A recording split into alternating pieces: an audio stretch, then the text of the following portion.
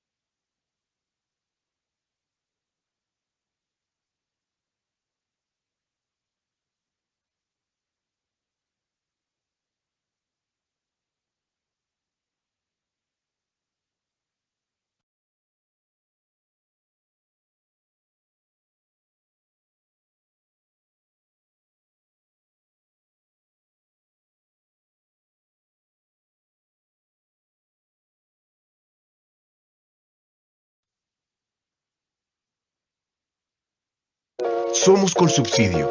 Por más de 60 años hemos creado soluciones integrales que se adaptan a las necesidades de nuestros clientes.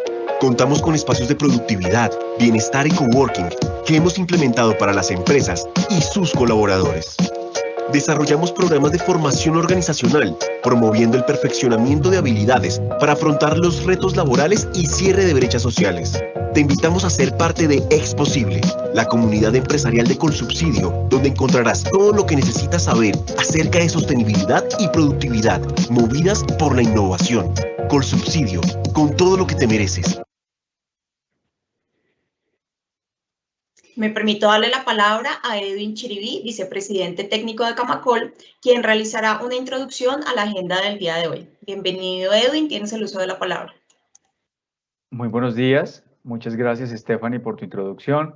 Un saludo muy cordial para todos los asistentes, un saludo muy especial para todos los miembros de la FIIC, en especial al señor Sergio Torretti, a los vicepresidentes, el arquitecto Giuseppe Angelucci, el arquitecto Enrique Espinosa, a su secretario general, el licenciado Gustavo Arballo, y a su secretario ejecutivo, el ingeniero Alberto Ávila, que siempre están apoyando los desarrollos y trabajos que hacemos desde la Comisión de Vivienda y Desarrollo Urbano de la Federación Interamericana de la Industria de la Construcción.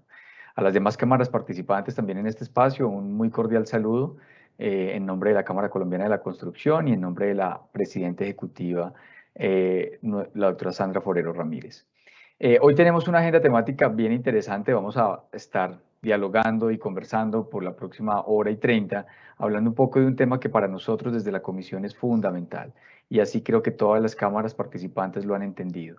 Un problema que se puede entender como un problema, pero también como una oportunidad de mejora en la región, y es cómo garantizamos una mejor accesibilidad a la vivienda, producto del ejercicio que siempre hemos nosotros categorizado como importante desde lo social y lo económico, que tiene que ver con el proceso urbanizador. Tenemos una agenda bien interesante. En la primera parte vamos a hablar un poco de los determinantes macroeconómicos del precio de la vivienda, un ejercicio que en conjunto con las cámaras de la región, que nos aportaron muy buena información y con quien tuvimos una discusión técnica muy interesante sobre los determinantes del precio de la vivienda, vamos a presentar algunos de esos resultados y comparar esto también con algunos elementos de tipo no solamente macroeconómico, sino también analizar algunos elementos más de percepción sobre los mercados inmobiliarios de la región. Recientemente, y un poco para poner en contexto, nuestra región, el problema de la accesibilidad no es un problema, digamos, de corto plazo. Es un problema que requiere soluciones estructurales, es un problema que requiere una apuesta y una transformación de la política pública, desde luego de la industria, a la hora de producir vivienda y tener un ejercicio de planificación y desarrollo urbano muy organizado en función de esa meta. Pero también algo que es interesante es que nuestra región en particular ha enfrentado un proceso a lo largo de los últimos 2, 3 o 4 décadas de altísimo cambio en su proceso de urbanización. Mientras en otras latitudes a nivel global la urbanización se tomó poco más de un siglo, en nuestra región realmente en los últimos 30 o 40 años hemos enfrentado un proceso de urbanización que ha generado desde luego una presión por la demanda de vivienda de manera muy, muy importante. Y en ese sentido, pues también como sector privado y como actor fundamental y relevante en el desarrollo o en la solución de este tipo de problemas, creemos que es importante también tener los análisis, tener la discusión y tener un diálogo abierto y bastante constructivo sobre lo que puede ser la solución del problema habitacional vista desde el punto de vista de cómo mejoramos la accesibilidad. Y nada mejor para eso que poder contar con la visión de las cámaras que representan el sector privado, poder contar con la percepción también de los diferentes actores en los diferentes países y poder tener, como les mencionaba, este diálogo abierto sobre qué factores adicionales pueden estar presionando o generando aumentos en los precios de la vivienda y que más allá del aumento per se, lo que nos preocupa es el riesgo que esto pueda generar sobre la accesibilidad. Accesibilidad entendida como la relación entre los ingresos de la población o su capacidad de compra frente al valor medio de la vivienda y su evolución a lo largo del tiempo. Y es una meta que como Cámara, pero también como Comisión de Desarrollo Urbano y Vivienda de la FIDIC nos hemos trazado para analizar. Y creo que hay muy buenos insumos, hay muy buenos expertos y vamos a tener una jornada de lujo. Luego de esta presentación que realizará Ivonne Cárdenas y Santiago Plazas, líderes económicos de la Cámara Colombiana de la Construcción, pasaremos a una segunda parte, a tener una conversación a manera de panel o conversatorio que hemos llamado nosotros Vivienda Accesible y cuáles son los retos en América Latina, un poco para tratar de cruzar estas percepciones a nivel internacional sobre qué creemos que se está haciendo bien, dónde nos falta como región avanzar muchísimo y qué aspectos podrían ayudarnos a definir una agenda o a seguir construyendo una agenda de esfuerzos a nivel de región que nos permitan también entender que hay problemas comunes, pero también hay aprendizajes y buenas prácticas que quizás se puedan comprender también como una forma de transmitir esas nuevas o esas habilidades que ciertas regiones han podido desarrollar para solucionar su problema. En esta segunda parte, y seguramente ahora Stephanie nos hará una presentación más detallada del perfil de cada uno de los panelistas, pero yo simplemente menciono que es un panel de lujo en el sentido que vamos a poder compartir unas experiencias muy interesantes. Tendremos al doctor Javier Hurtado, gerente de estudios de la Cámara Chilena en la Construcción, ingeniero civil de la Universidad Católica de Chile y con un Master of Science en Ingeniería de la Universidad de Stanford. También tendremos a Juan Francisco Bermúdez, vicepresidente ejecutivo de la Cámara Mexicana de la Construcción, egresado de licenciatura en Ingeniería Civil de la Universidad de Guanajuato. Tendremos a Guillermo Carazo Ramírez, expresidente de la Cámara Costarricense de la Construcción, licenciado en Ingeniería Civil, máster en Administración de Empresas y Finanzas y doctor en Ciencias Económicas y Empresariales. Y por último, tendremos al cierre de nuestro panel unas palabras de don Sergio Torretti, presidente de la Federación, a manera de conclusión y de consideraciones finales. Entonces, con estos expertos desde la ingeniería, también con el entendimiento de los negocios, creo que vamos a poder tener entonces una jornada de discusión muy, muy interesante. De nuevo les damos la bienvenida, les agradecemos muchísimo por la participación y qué bueno que cada vez a través de la FIDIC podamos estrechar los lazos de colaboración, de análisis y de investigación que nos permitan solucionar problemas desde nuestra industria con un carácter social tan importante como es la vivienda para los hogares de la región. Entonces, les agradecemos de nuevo muchísimo. Creo que con eso hago la introducción, Stephanie, y estamos listos para avanzar en la agenda. Muchas gracias. Gracias, Edwin. Ahora me permito darle la bienvenida a Ivonne Cárdenas, jefe de estudios económicos de Camacol, y a Santiago Plazas, investigador económico senior de Camacol, quienes presentarán el estudio Factores que inciden en el precio de la vivienda, el cual se realizó en el marco de la Comisión de Vivienda de FIDIC. Ivonne, tienes el uso de la palabra. Bienvenida. Hola, Stephanie, muchísimas gracias por la introducción y también a Edwin, muchísimas gracias por las palabras de bienvenida a este foro y sobre todo muchas gracias a todos quienes están conectados en este día para esta discusión tan importante para la política habitacional de la región y, por supuesto, muy importante para toda la industria de la construcción en América Latina. Bueno, nosotros vamos a presentar los resultados de un estudio. Voy a compartir pantalla. Les agradecería me confirmen cuando ya se pueda ver.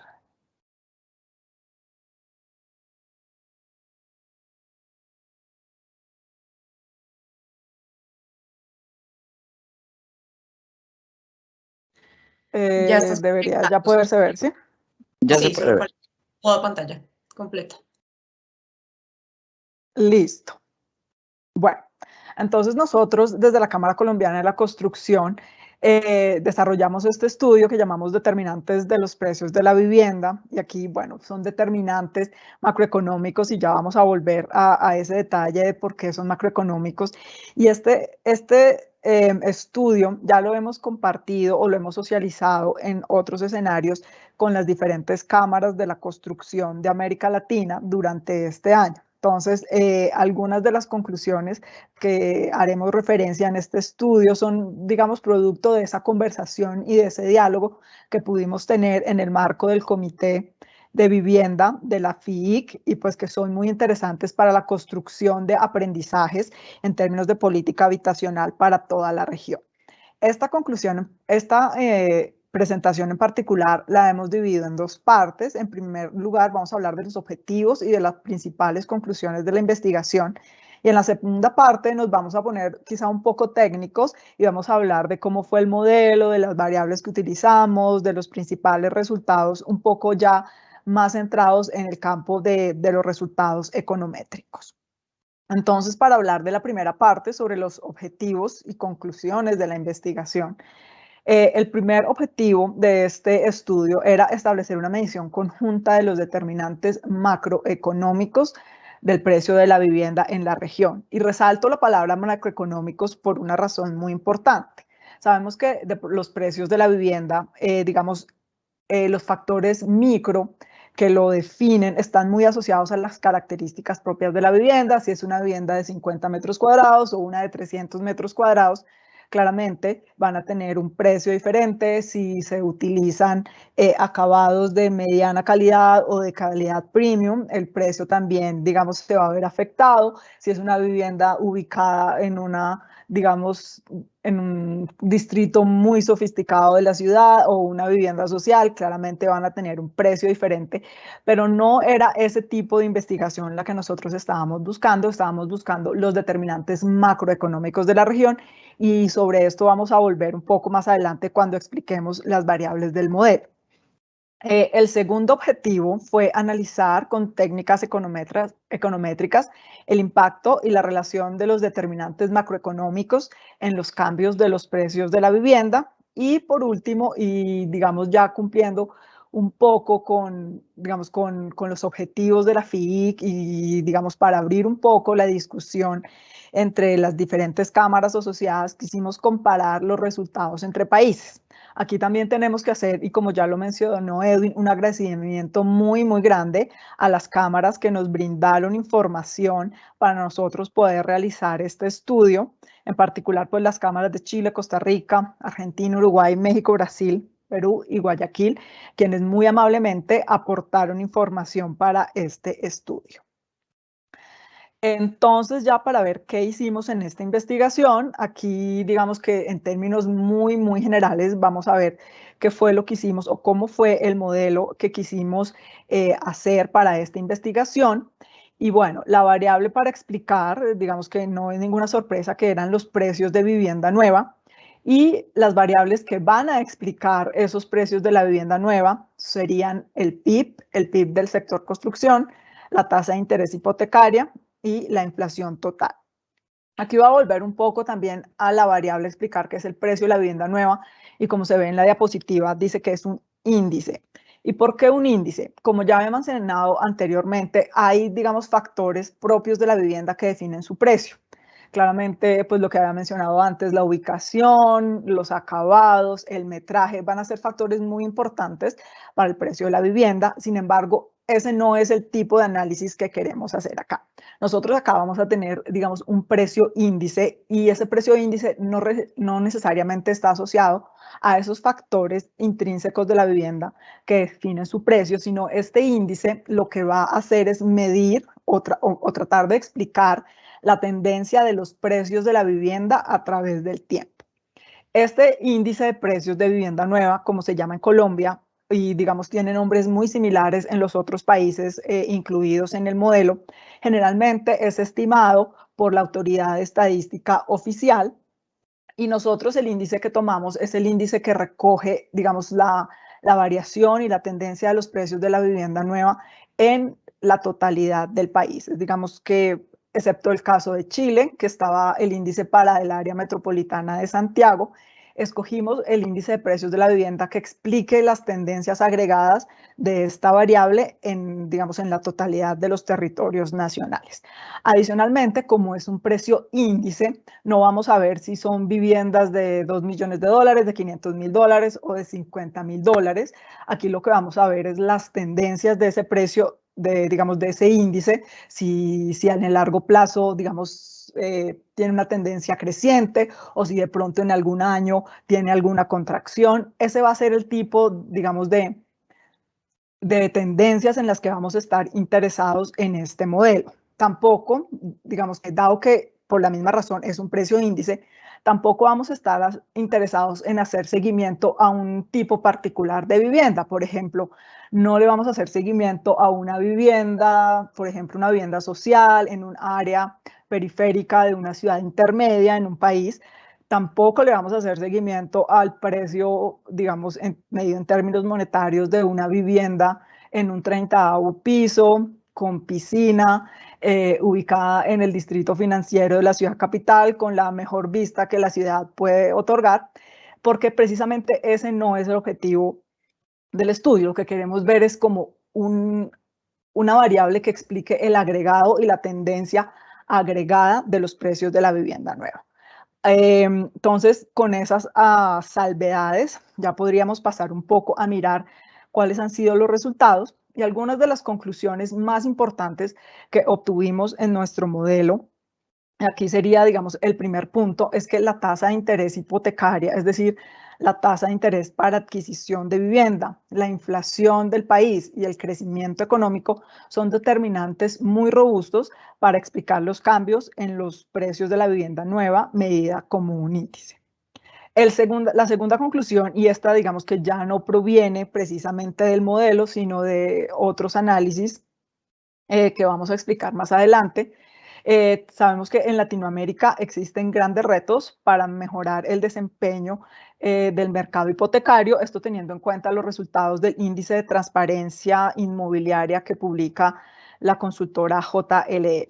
Y adicionalmente, como ya les había contado, las conclusiones previas o los resultados previos de este estudio se habían socializado con las diferentes cámaras de la industria de la construcción de América Latina y en esas reuniones, digamos, tuvimos la posibilidad de conversar con cada una de las cámaras, de escucharnos unos a los otros y saber cuáles eran las preocupaciones en términos de política habitacional y qué definían los precios de la vivienda en términos macroeconómicos, cómo estaba cada país a nivel de accesibilidad y obtuvimos algunas conclusiones importantes y digamos que recogimos algunas de las dificultades o de las preocupaciones que existen en cada uno de los países y las podemos digamos, agrupar en algunos grupos.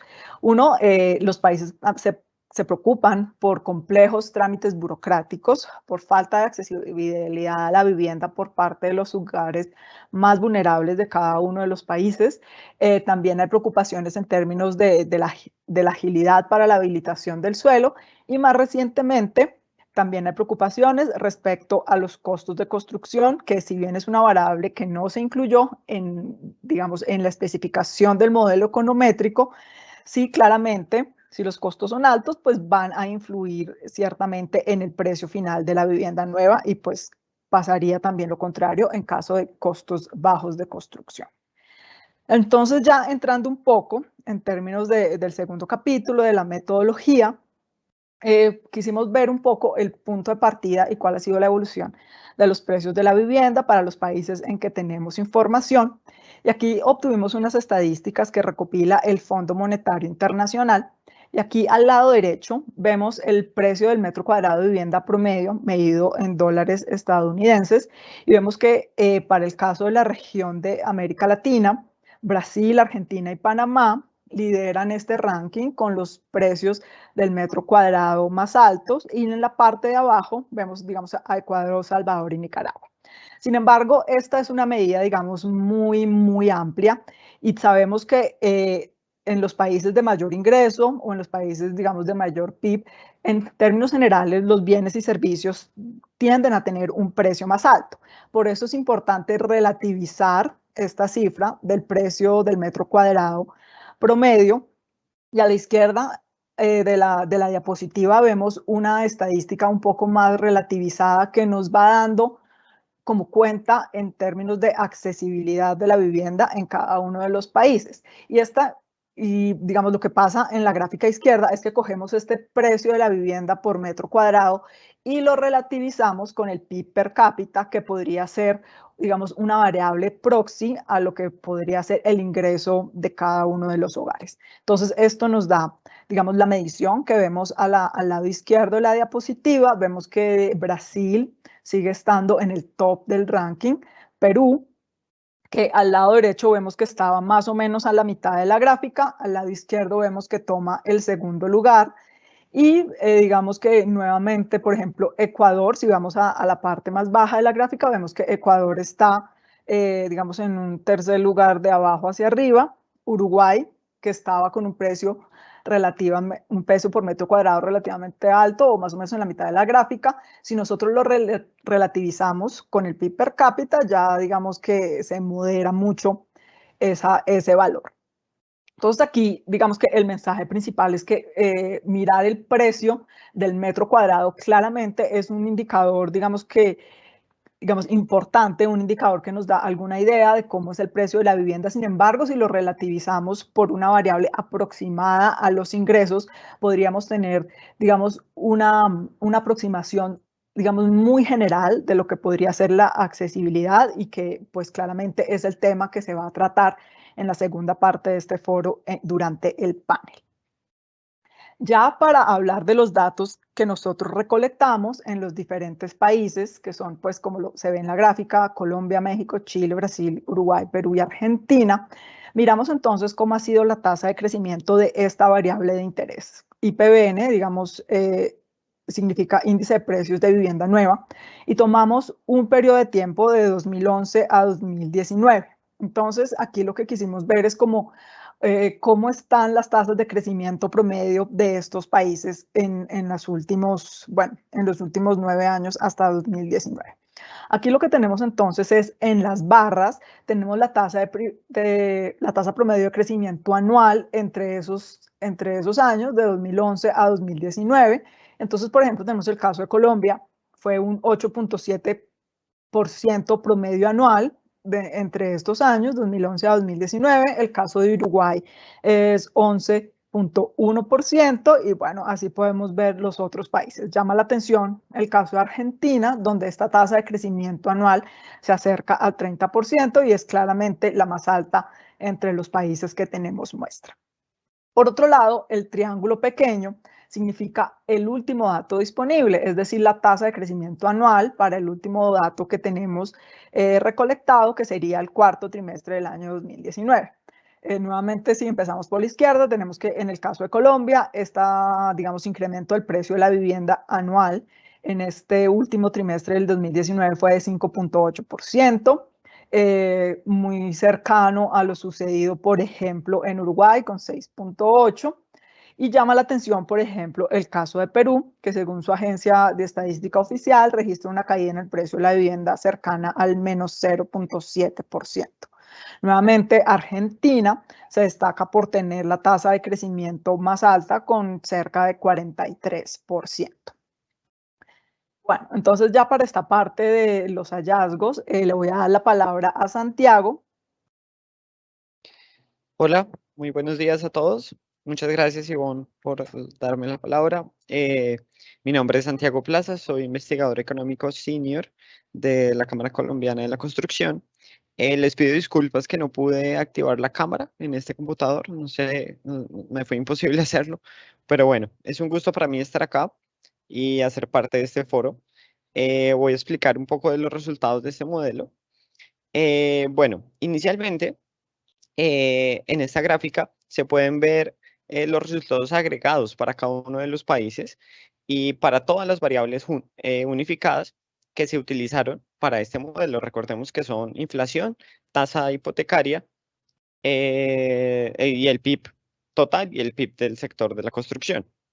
Lo que podemos ver en esta gráfica, medido bajo el coeficiente de determinación, es que para casi todos los países es un coeficiente significativamente alto, lo que quiere decir que el modelo es representativo y bajo, digamos, términos estadísticos, pues es viable, es válido.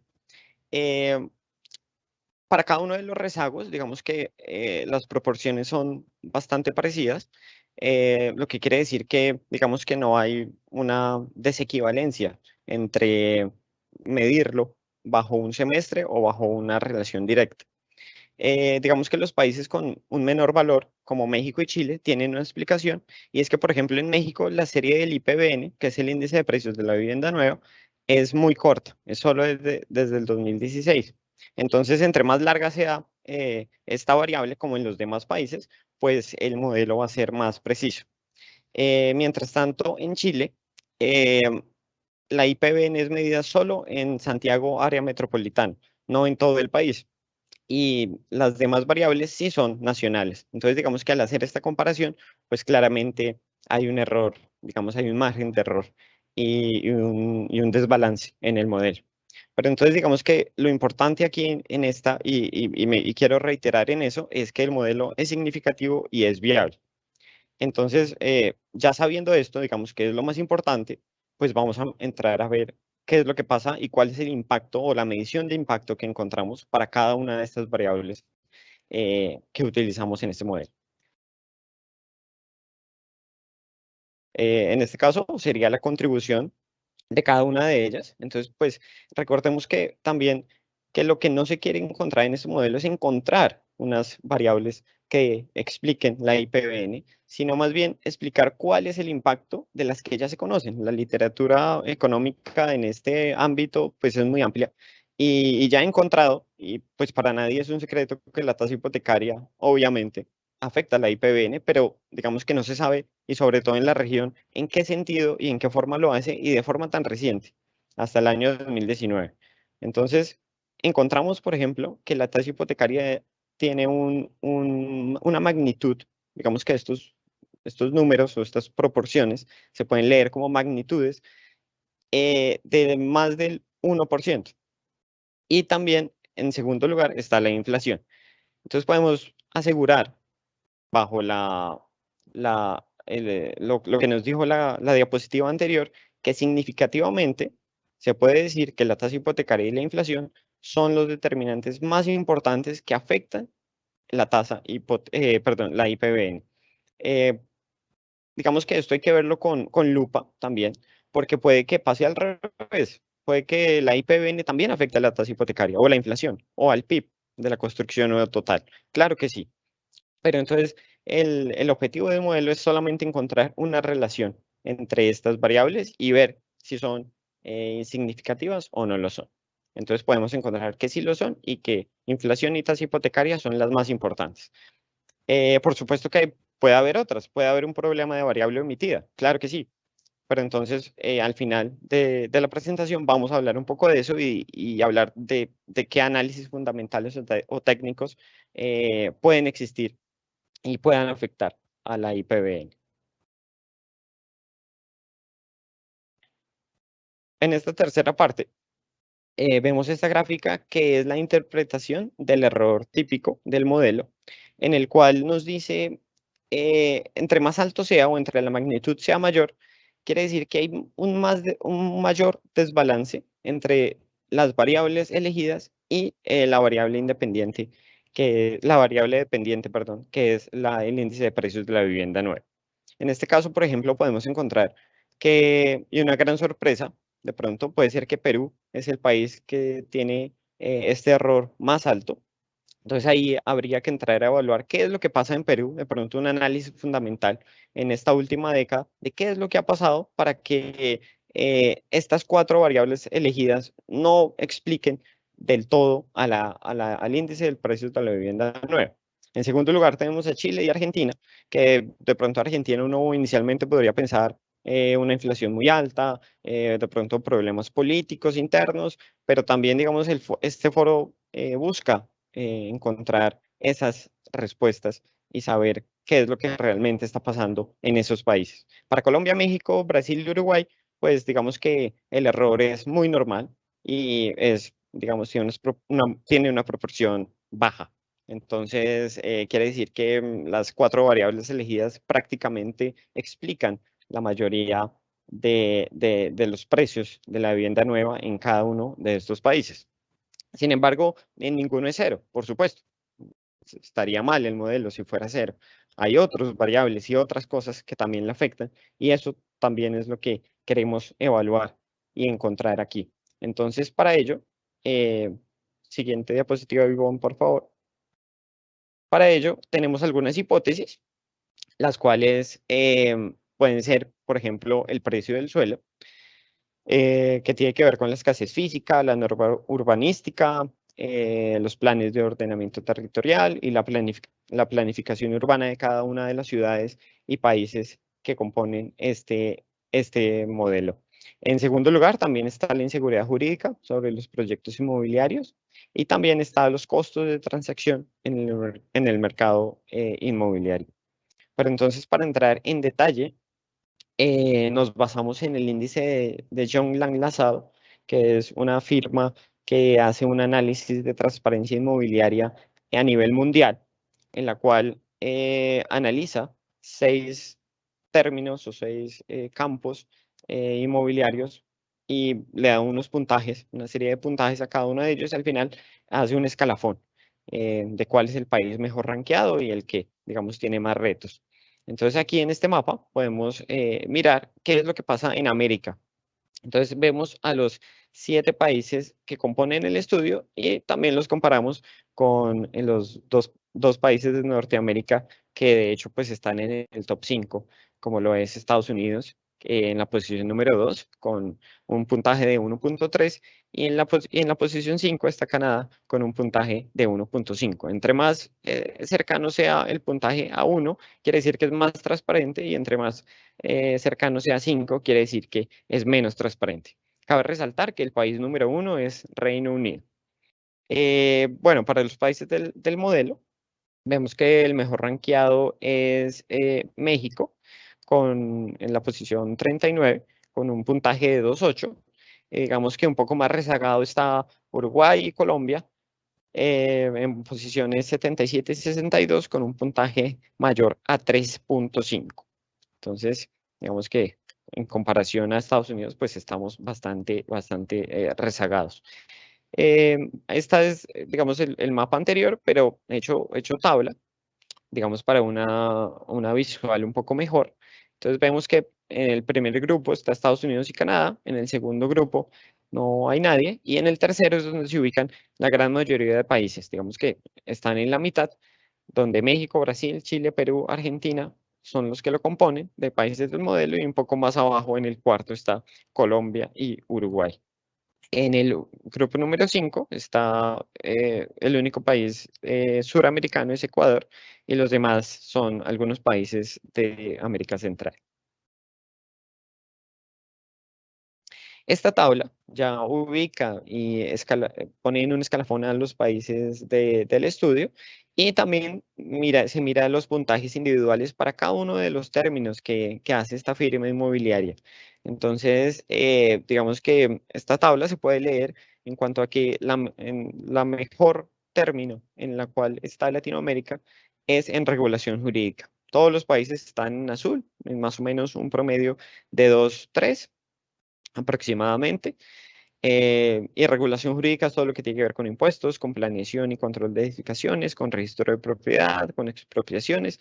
En eso, digamos, la región está en una buena posición y con un buen ranking.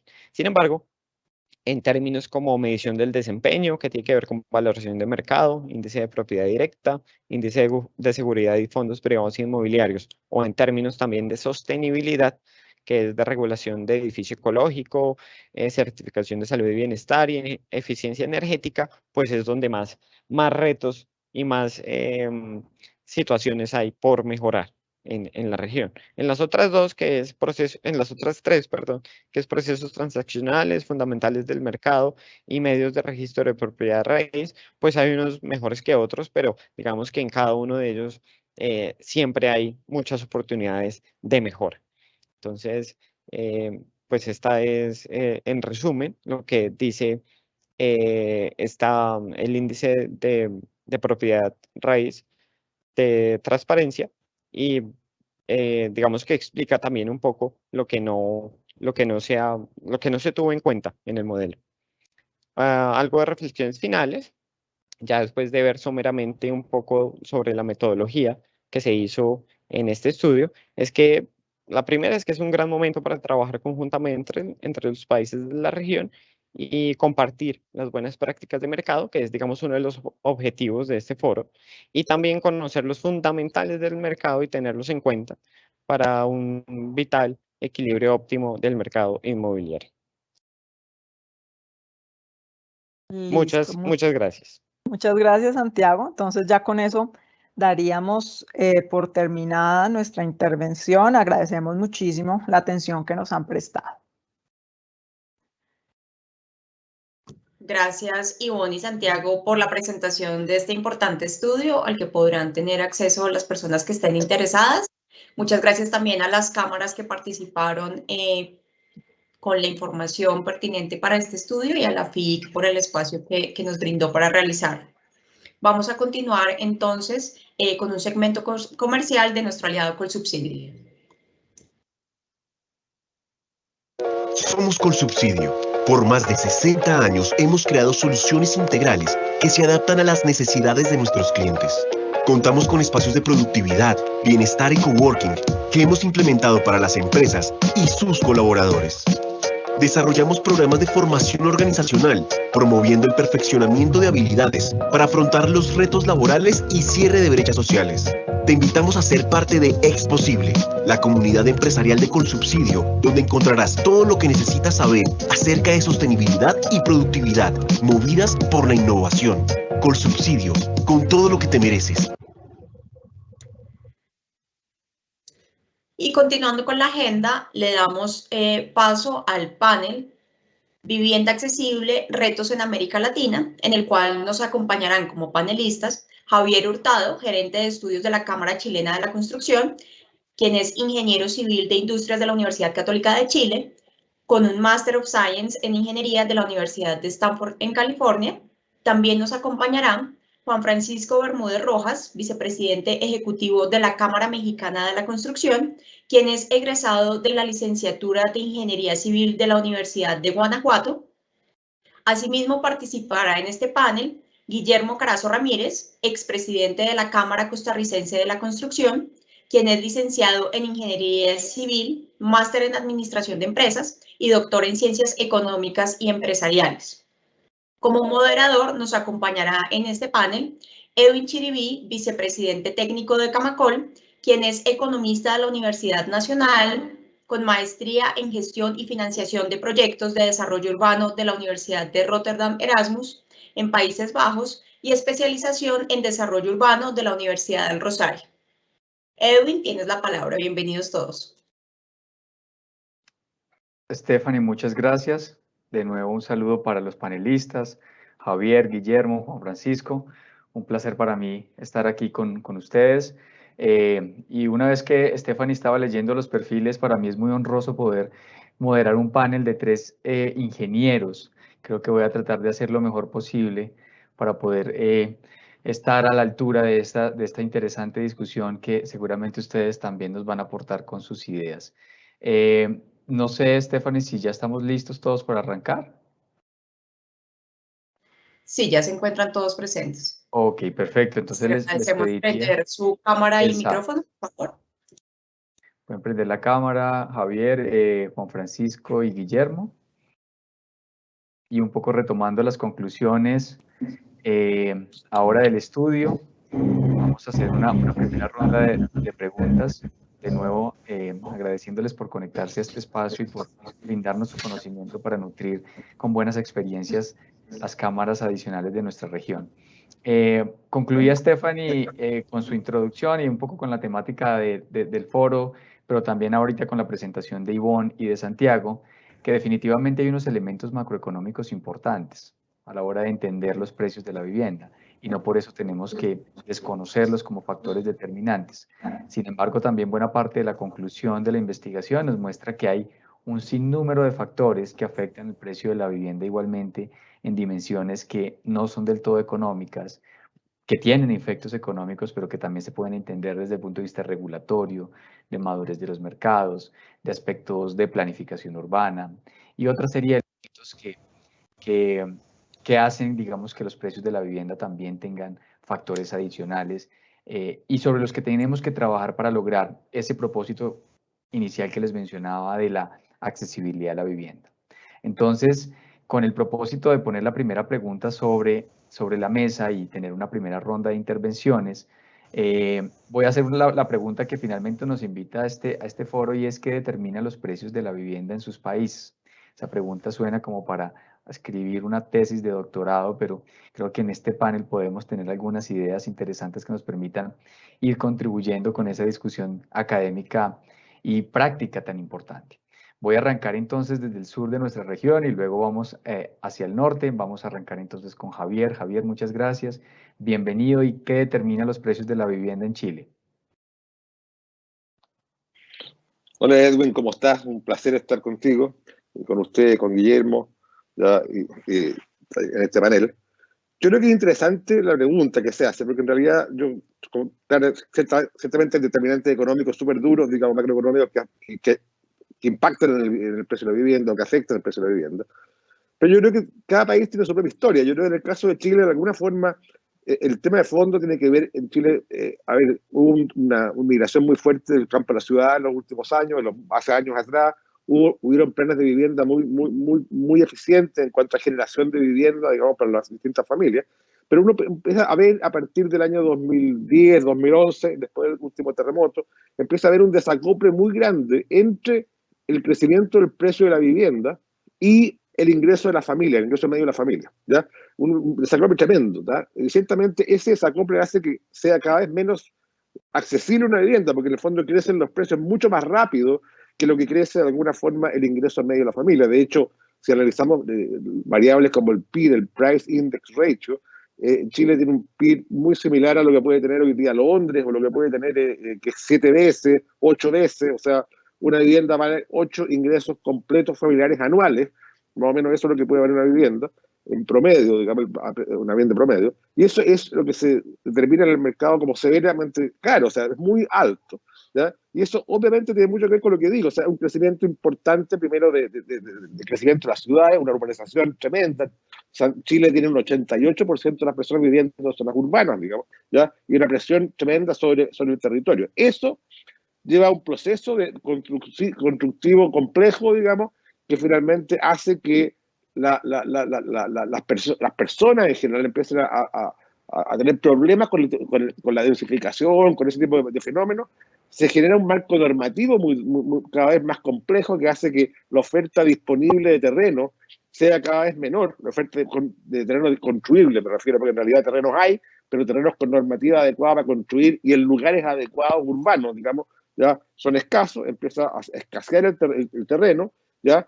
Eso además se le agrega fenómenos migratorios que ha habido en Chile que son complejos adicionalmente, hace que esto explote, digamos, y ciertamente empieza a haber una dificultad de acceso tremenda. O sea, claramente acá, si uno lo analiza en función de PIB per cápita, no se nota mucho, ¿ya? Porque habría que verlo con el Gini, digamos, ¿ya? Y ver que hay que verlo con precios medios, digamos, de ingreso medio y precio medio, ¿ya? Y ahí tú no se da cuenta que esto ha ido explotando, digamos, y hoy día cada día es más inaccesible el tema de la vivienda en Chile. De hecho, un dato, el crecimiento en precio de una vivienda en Chile está explicado entre un 50 y un 60%, básicamente por el precio del suelo. Esa es la mayor variable. Y el resto, otro 20% cambios normativos, más bien a la vivienda, digamos, no tanto al territorio, sino a la vivienda, que han afectado otro 20-25%. O sea, básicamente los cambios fundamentales en precios en los últimos años en Chile la vivienda tienen que ver con suelo principalmente y después con cambios normativos, eficiencia energética, cambios constructivos, etcétera, que han impactado en el precio. O sea, esas son las variables más relevantes que estamos viendo en los programas. Muchas gracias, Javier. Muy interesante. Aquí tomé nota de estos datos que nos ofreces porque creo que sí son bien importantes y probablemente anticipándonos a la conclusión de esta primera ronda, pero pusiste el tema del suelo y creo que es algo que es transversal y tomándome 2 segundos para mencionar la reflexión de Colombia, es muy cercana a lo que planteas como una de los elementos determinantes. Guillermo, ¿qué nos puedes contar al respecto? ¿Qué determinan los precios de vivienda en tu país? ¿Cómo has visto esa evolución y qué nos podrías complementar? Creo que tienes tu micrófono cerrado.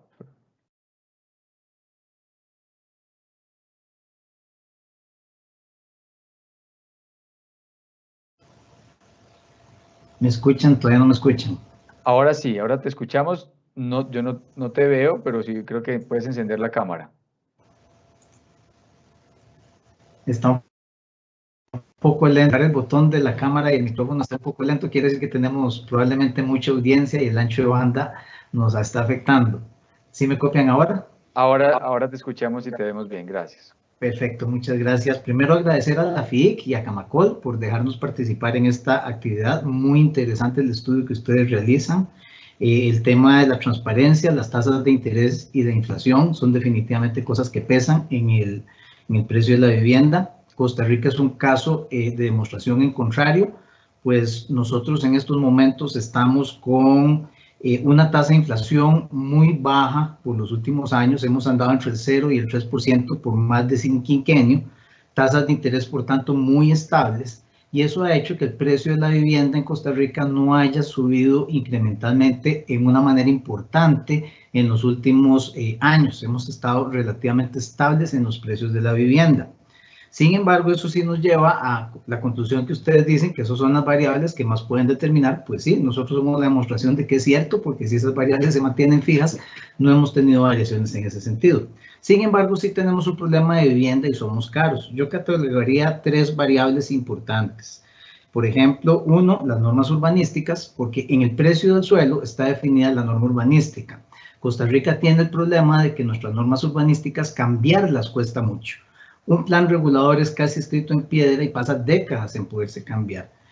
Nosotros tenemos que trabajar en que esos cambios sean más flexibles. Que una norma urbanística estuviera rígida 10 años está bien en el siglo XX, pero en el siglo XXI, donde el quinquenio que hoy estamos viviendo es totalmente diferente al quinquenio anterior, no podemos tener normas urbanísticas que sean tan rígidas. Tenemos que ir a la misma velocidad que está el siglo XXI. Y en ese sentido, el cambio de normas urbanísticas tiene que estar influyendo mucho en el precio de la vivienda. De hecho, la encarece cuando no se puede llegar a las densidades que se están requiriendo en estos momentos. Otro tema es la parte de trámites. Nosotros en Costa Rica hicimos una parte de los trámites, casi siempre tienen requisitos, un permiso institucional y un permiso municipal o del gobierno local. Logramos hacer un sistema digital para el permiso institucional y eso nos ha simplificado muchas cosas, pero como en una autopista, cuando usted tiene una presa y arregla esa presa, se le generan 2 presas, una a cada extremo de lo que usted intervino. Nos sucede lo mismo. En Costa Rica en estos momentos ahora tenemos problemas en la parte de trámites iniciales y en la parte del gobierno local. Estamos tratando de digitalizar y facilitar esos trámites, pero evidentemente los trámites influyen también en el precio de la vivienda. Los códigos constructivos. En la última década, Costa Rica ha tenido un incremento de códigos. En nuestro código sísmico, estamos en una región que tiembla, no me voy a comparar con Chile, ustedes son los campeones de América Latina en eso, pero digamos que aquí también tenemos problemas sísmicos y el código sísmico se puso un poco más fuerte. A eso le sumamos el código eléctrico. que asumimos normas estadounidenses para el diseño eléctrico de las construcciones y nos sube los costos. Y también el Código de Seguridad Humana. Asumimos los códigos NFPA de Estados Unidos como si fuéramos país de primer mundo. No tropicalizamos esas normas y evidentemente las tres cosas juntas nos impactan en los precios. Entonces, la parte de la normativa de códigos de construcción también es importante. Recalco una gran ventaja que tenemos en Costa Rica y es que tenemos un programa social de vivienda de casi 4 décadas. Y del parque habitacional de Costa Rica, un 25% de las viviendas han sido financiadas con un bono de vivienda, de alguna manera. Entonces, eso nos ayuda a que los estratos bajos, prácticamente los que están en la línea de la pobreza, casi el 80 al 90% de esa población es propietaria de su propia vivienda, gracias a este sistema social que ha funcionado en 4 décadas. Entonces, eso nos deja el impacto en la clase media, en el sándwich de la gente que no califica para un crédito, pero y tampoco califica para este tipo de bonos. Entonces, ahí tenemos que hacer una ingeniería financiera de cómo le ayudamos, así como se le ayuda en décadas pasadas a las clases menos protegidas, a esa clase que necesita vivienda, aunque sea una vivienda de alquiler.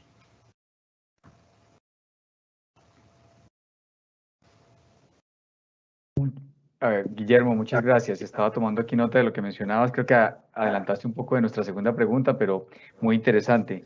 Digitalización de los trámites fundamental, código constructivo y algo que nos va a seguramente tomar una pregunta adicional es el tema de la norma urbanística. Pusiste una consideración que creo que también vale la pena tener dentro del análisis para esta discusión, y es la importancia de darle celeridad y cambio a la flexibilidad, digamos, de esas normas urbanísticas, entendiendo que el mundo urbano actual, digamos, requiere mucha más agilidad en las decisiones de planeación urbana.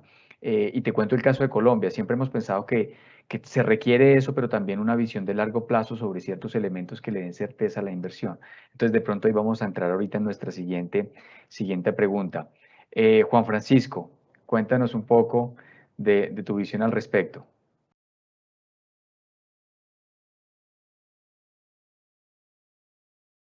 No te escuchamos aún. A ver, ahí ahora sí. Ok, pues antes que nada, pues, agradecerles esta oportunidad, porque yo creo que es una muy buena forma de darnos cuenta de qué está pasando en nuestros diferentes países. Acaban de tocar los puntos exactos. Lo que encarece más la vivienda es el suelo. El suelo y los tiempos que se van generando para hacer la producción de vivienda.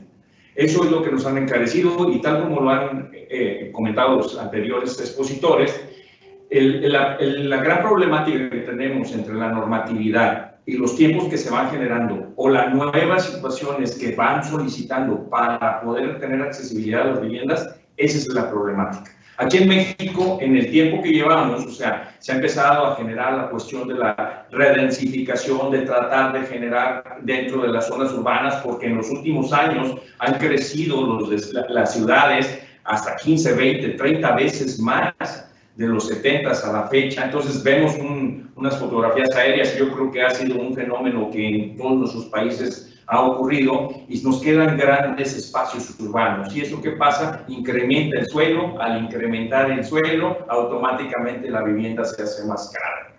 Creo que aquí en México nos ha pegado mucho lo que es la cuestión de del crecimiento del suelo y la normatividad. Y lo que más nos ha generado es que al cambiar las normas, o sea, normalmente la política pública federal trae una línea, pero tal como lo decían nuestros compañeros, de repente los municipios no la tienen, los estados no la tienen, no tienen la misma línea, y tarda mucho tiempo en que se nos esté generando esos cambios, y automáticamente ese tiempo para los desarrolladores que normalmente de viviendas o de desarrollos habitacionales, el tiempo es costo. ¿Por qué? Porque automáticamente vamos con las cuestiones de los financiamientos para poderlo producir, y automáticamente se incrementa la vivienda.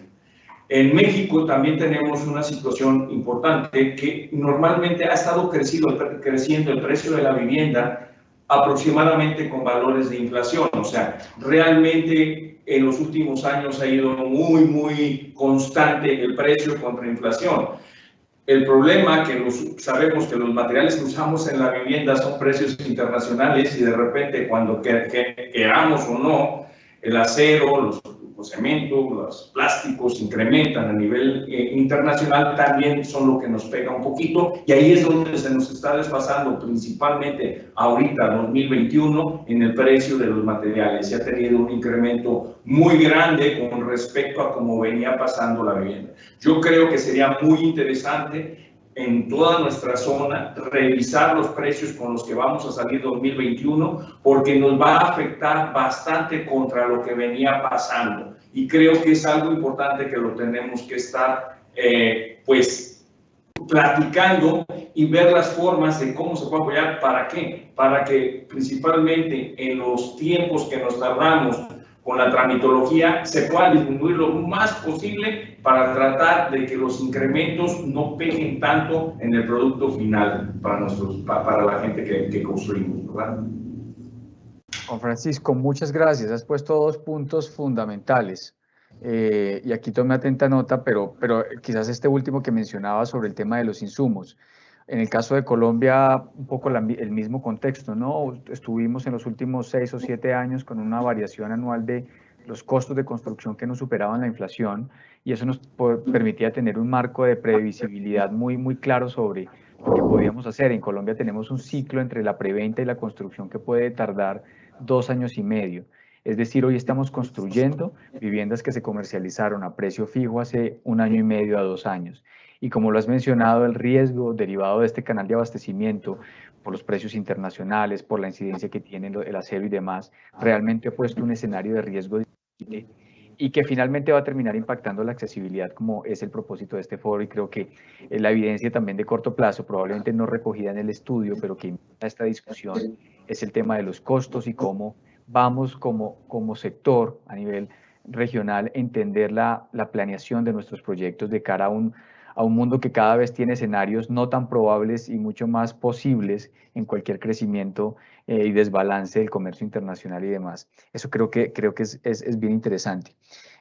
Cerrando esta ronda, que creo que ustedes además han puesto unos temas que para nosotros y desde la Cámara Colombiana vemos siempre como que nos sentimos identificados al saber que en muchos países se enfrentan los mismos problemas, y eso creo que nos da un marco de discusión muy interesante, pero también nos debe llevar digamos, a tratar de proponer cosas, ojalá conjuntas. Y uno de los puntos que fue transversal es el tema del suelo. Javier lo mencionaba por mayor incidencia o por la explicación en la variación. Guillermo nos hablaba de la necesidad de que se flexibilice norma urbanística para poder también entonces que el suelo sea mucho más aprovechable en el buen sentido. Y lo que nos planteaba Juan Francisco, que también tiene un poco en esa misma dirección, es el costo financiero que implican los trámites para la habilitación o urbanización de ese suelo. Voy a hacer la segunda pregunta entonces, precisamente arrancando con el suelo. ¿Qué han podido ustedes avanzar en sus países o qué elementos consideran que se han venido superando en términos del suelo, o si definitivamente es un fenómeno más bien que se agrava día tras día y al que probablemente las autoridades no le han prestado la suficiente atención y que nosotros como cámaras identificamos en nuestro diario vivir? Suelo, ¿qué ha ocurrido y qué puede pasar o qué han identificado ustedes que puede hacer la evolución en sus países? Entonces ahora, si quieren, invertimos un poco el orden, arranquemos con Guillermo, luego vamos con Javier y terminamos con Juan Francisco. Adelante, Guillermo. Muchas gracias, Edwin.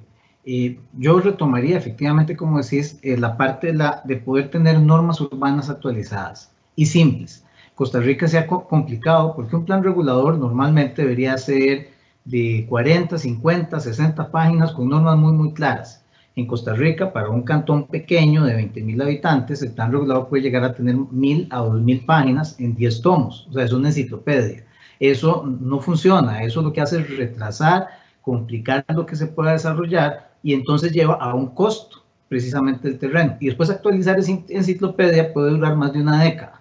Entonces, si no tenemos una flexibilización para poder estar actualizando las normas urbanas que permita hacer que la variable de suelo impacte menos, porque si el valor de la tierra aumenta, pero se le puede poner una mayor cantidad de viviendas, por ejemplo en densidad o en altura, entonces la sopa se diluye entre más gente y puede ser que alcance. En ese sentido es vital poder generar ese tipo de cambios para poder generar esa transformación. Los trámites también, estás diciendo, prevender con 2 años y medio de tiempo, son demasiados los riesgos. O sea, esos trámites y esos tiempos tienen que ser menores. En Costa Rica no andamos con esos tiempos y espero no llegar a eso. Nosotros aquí estamos durando de la preventa a la entrega del apartamento aproximadamente 1 año, año y medio.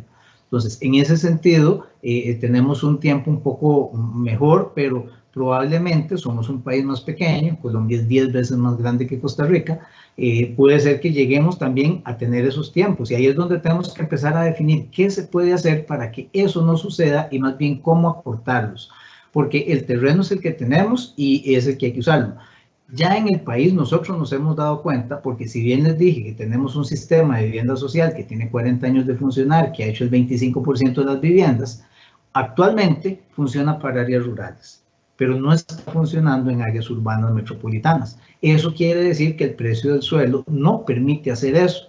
Y ahí es donde tenemos que también hacer una reingeniería y un repensamiento de cómo podemos realizar esas funciones para atacar los niveles de vivienda de las distintas necesidades de las clases sociales del país, para no tener un problema y llegarlo a una forma de flexibilización donde podamos disminuir los tiempos de la regulación urbana para que con los precios del mercado del suelo poder desarrollar proyectos realizables.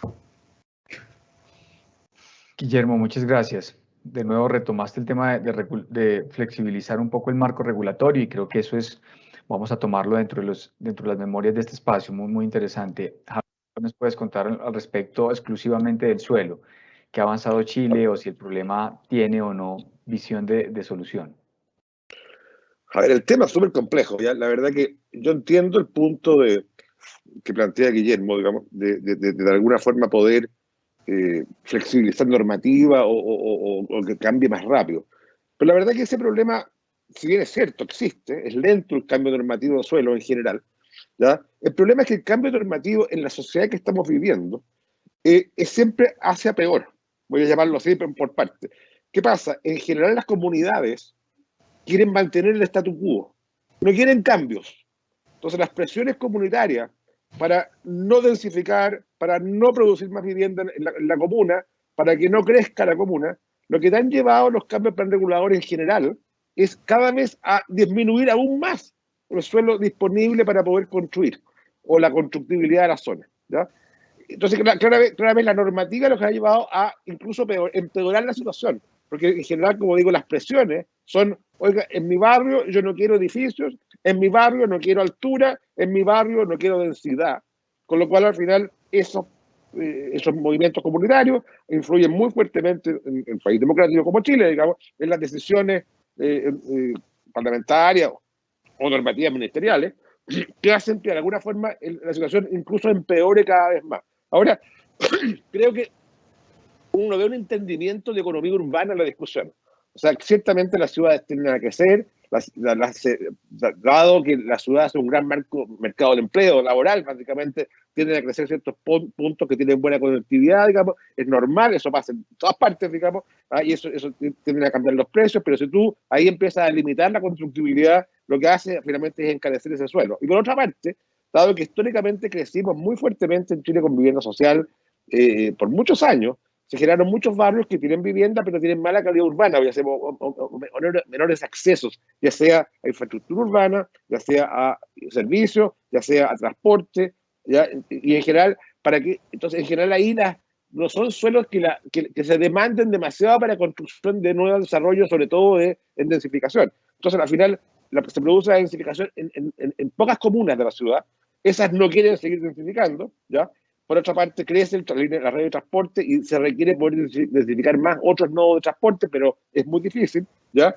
Y eso te lleva justamente a otra discusión que es importante, que es el rol del Estado, que es cómo yo llevo lo urbano, o sea, la infraestructura urbana, el transporte, los servicios, a toda la zona urbana, cosa que en el fondo sea deseable, más zona urbana, y no solamente sea deseable a ciertos puntos de la zona urbana. Entonces creo que esa discusión es súper de fondo, y acá Guillermo, creo que el que sean más rápidos los planes reguladores te va a llevar siempre a esta discusión de que van a ser más rápidos, pero las comunidades no quieren el cambio, no quieren densidad, no quieren cambiar su situación, entonces va a ser incluso más complejo. Pero que eso no empieza a pasar Y por eso nosotros cuando vemos la variación de precios de vivienda o de suelo en este caso, es exponencial, o sea, crece constantemente, ni siquiera en la pandemia se ha suavizado el tema, ¿ya? Y ciertamente no es un problema inflacionario, Chile tiene inflación con pareja, no es un problema de tasa de interés, tiene tasa de interés baja y pareja, ¿ya? Es básicamente este problema, la normativa, los planes reguladores,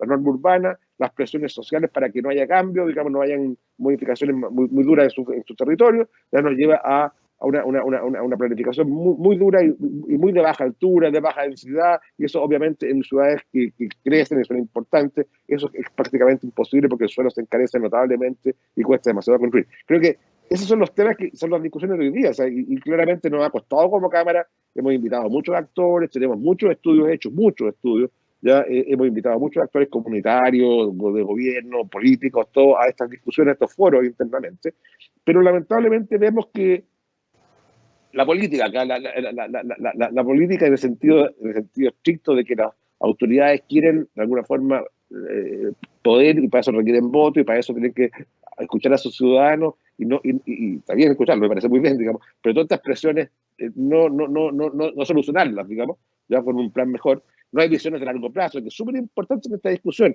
Tú tienes que pensar en la ciudad en 20 años, no puedes seguir pensando en la ciudad estáticamente. Las ciudades crecen, traen personas y la planificación es larga. En Chile pero no existe. ¿Ya? Uno va a Australia, a otros países y ve que las ciudades se planifican a 15, 20 años. Acá la verdad que ni siquiera se planifican un año. O sea, en el fondo, cuando hay un cambio de plan regulador es porque hay un problema puntual que hay que resolver. Pero nadie está pensando en cuál va a ser la oferta y cuál va a ser la demanda futura de esa ciudad, por lo cual planificar un cambio del plan regulador a 15 años, a 20 años. Eso no se hace acá. Creo que ese es el camino, ¿ya? Pero es difícil. Yo creo que es un camino difícil, nos ha costado harto movernos en este camino. Gracias, Javier.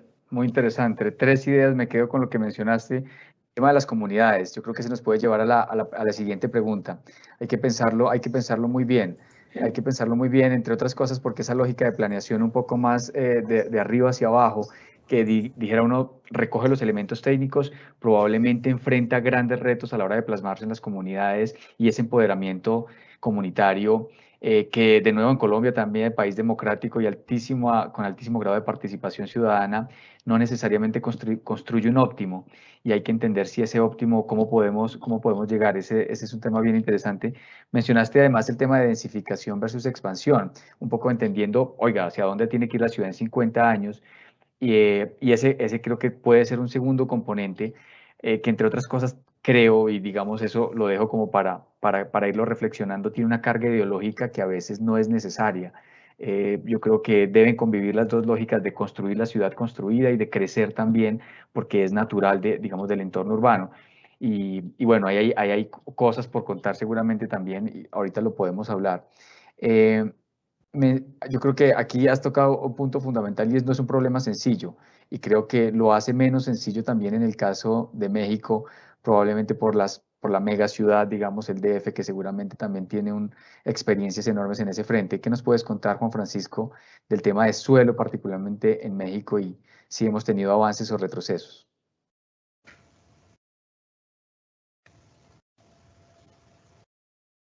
Ay, no te estamos escuchando. A ver.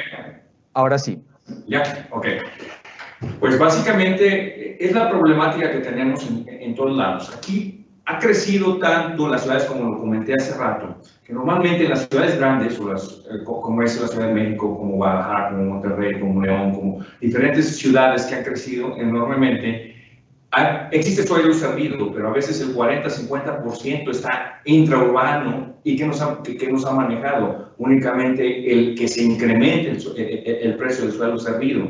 Entonces, automáticamente es lo que va a incrementar la vivienda. ¿Cómo se ha estado tratando de utilizar este suelo? Pues entonces generando la verticalidad, haciendo otros esquemas que nos manejan. ¿Para qué? Para tratar de que sea más productivo el suelo.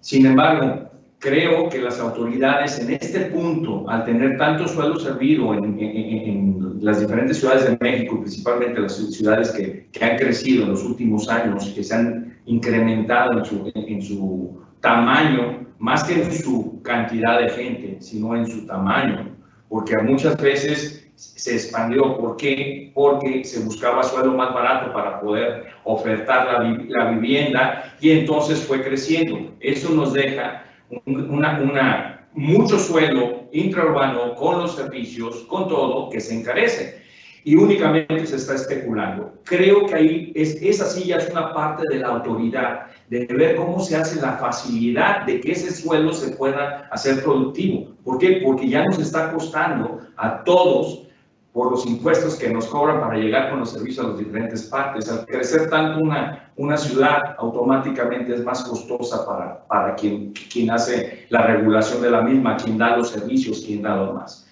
En México sí se nos ha dado de que principalmente puedes hablar de esas zonas intraurbanas, principalmente es para vivienda más bien más alta que la económica. Hay que ver alternativas de vivienda, tanto económica y para las clases más desfavorecidas, de cómo sí se pueden quedar dentro del suelo urbano, porque eso genera la problemática para la autoridad en el transporte, en el tiempo, en la contaminación, en la inseguridad. Entonces, yo creo que ahí se ha perdido un poquito la parte de nuestras autoridades en tomar el punto y ver que es un suelo servido. Un desarrollador de vivienda normalmente entrega a la ciudad todos los servicios, todo y automáticamente regalado a la ciudad. ¿Por qué? Porque va implícito en el costo de lo que vas a estar vendiendo.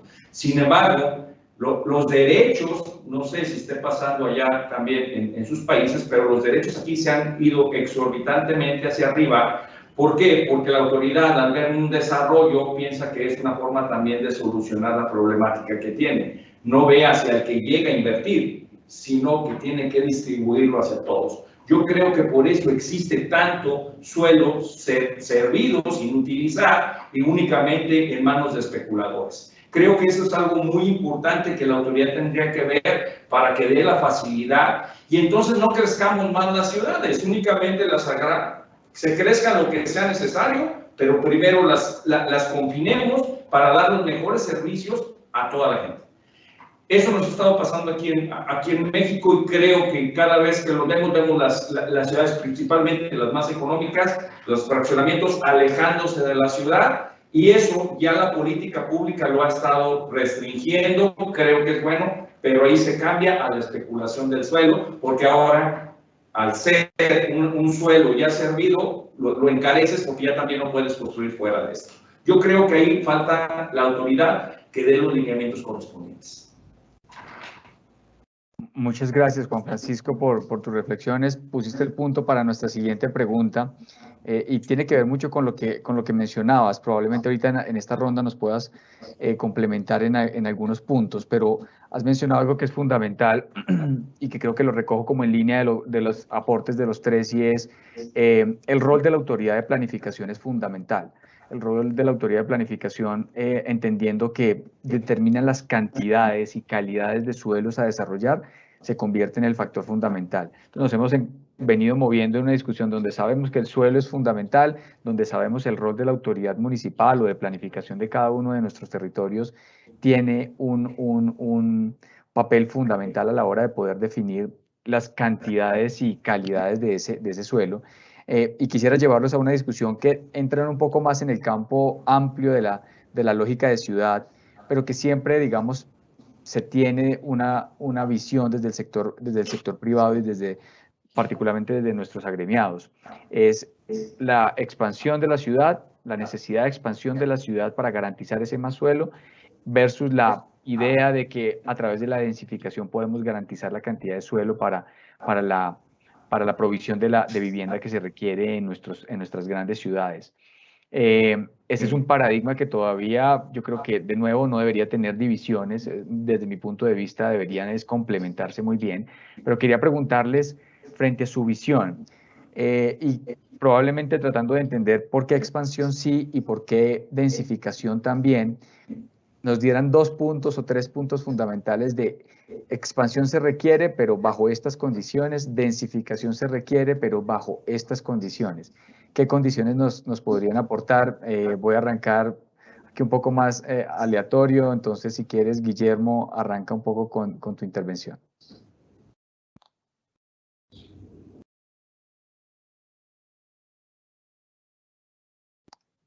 Creo que se bloqueó tu sesión, Guillermo. ¿Nos escuchas?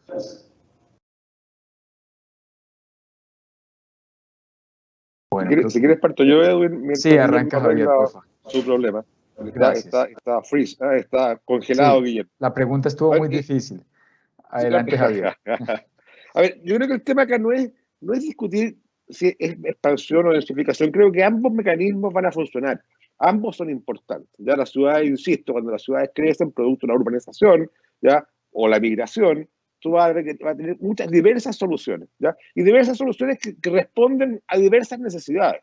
O sea, ciertamente hay una necesidad importante de cercanías, en transporte, en costo, en movilidad, ¿ya? Para ciertos grupos de personas, sobre todo gente joven, gente que está trabajando, y hay gente con más familia, que requiere más espacio, viviendas más grandes. Creo que se dan todas las posibilidades, digamos, de demandas, digamos, en el tema de la vivienda, y hay que satisfacer todas esas posibilidades de demanda. Por otra parte, creo que acá hay que juntar las planificaciones. Acá el transporte en Chile lo planifica el Ministerio de Transporte y las comunas planifican la comuna, pero ciertamente acá tienen que conversar, porque básicamente, por ejemplo, en Chile la red de metro en Santiago es re importante para efectos de densificación, es re importante densificar en torno a las buenas redes de conexión, ¿ya? Y que ahí se esté la densidad y probablemente distender un poco hacia afuera, digamos, de estas redes para que haya menos densidad. Y eso se puede planificar. Entonces creo que acá, pero a su vez también hay que llevar calidad urbana en cuanto a infraestructura, en cuanto a transporte, otras cosas, a otros territorios que no están cerca de estas redes.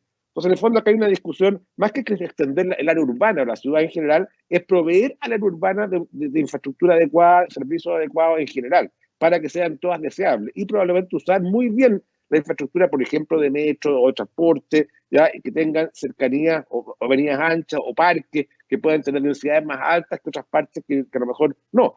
Pero esa discusión técnica, porque es bien técnica esa discusión, está complicada por el tema, de alguna forma, de que la gente que vive en esas zonas, las zonas servidas, como decían, las zonas que están más servidas, no quiere tampoco que llegue más gente a esas zonas servidas. Entonces hay una oposición tremenda a que se generen proyectos o actividades en esas zonas mejor servidas, porque la gente la verdad que quiere mantener su condición. Entonces ahí donde te digo, es un problema complejo. Técnicamente es fácil, se puede resolver. Hay ejemplos, Australia es un buen ejemplo, Nueva Zelanda es un buen ejemplo, que hay buenas planificaciones en ese sentido. Pero creo que acá se mezclan muchas cosas, digamos. Y yo insisto, no hay que demonizar ni la densificación ni la extensión. Creo que ambos son fenómenos que deben ocurrir ya en forma razonable, digamos, ¿ya? Y deben darse las condiciones para que, por ejemplo, en densificación se generen los espacios urbanos adecuados. No puede ser la densificación per se sin espacio urbano, ¿ya? Creo que es re importante esa discusión, ¿ya? Y llevar, como te digo, lo urbano a otras partes que son menos densas, pero también requieren buena conexión de transporte, también requieren movilidad. Creo que los tiempos de movilidad de la ciudad, esta ciudad de 15 minutos, por ejemplo, que yo sé que no es el caso nuestro, por lo menos, ¿ya? Deberíamos tratar de buscar esa ciudad con buena conectividad. Yo creo que ese es un objetivo a buscar. Y está resuelto en muchas partes, o se está solucionando en algunas partes. Creo que técnicamente es fácil, no es difícil la discusión, pero acá te insisto, hay que ver cómo tú convences a la sociedad, a la gente, de que en su territorio donde ellos están acostumbrados a vivir, a lo mejor muy dotados de servicios, pero además con muy poca densidad, ojalá nadie quiere que se le ponga un edificio cerca, te fijas, hay una discusión de que en las partes más servidas, a lo mejor cuesta mucho densificar, justamente por las mismas personas, cuando son las partes que probablemente tú debías densificar. No tiene sentido. Yo he visto en Santiago líneas de metro, estaciones de metro del transporte subterráneo que llegan a barrios de casas, lo cual no tiene ningún sentido desde el punto de vista de infraestructura, ¿ya? O sea, no puede ser. O sea, cuando llega a la estación de metro en un barrio, todo el entorno cercano a esa estación, los siguientes 300, 400 metros, deberían ser densos, ¿ya? Y no puede ser que hayan casas ahí. O sea, creo que esas discusiones técnicas son fáciles de resolver. Pero insisto, la gente que vive ahí te va a decir que no. Y ahí se va a generar una presión para que no haya ese cambio. Gracias, Javier. De nuevo, muy interesante lo que planteas. Infraestructura para hacer que donde no hay oferta urbana nos podamos llevar lo urbano hacia allá, y en la densificación, la provisión de espacio público. Yo creo que es una buena forma de simplificar ese problema tan amplio que es, y creo que nos ayuda a entender un poco este tema. Juan Francisco, ¿qué nos puedes contar al respecto entre densificación y expansión, y qué condiciones se requieren para cada una?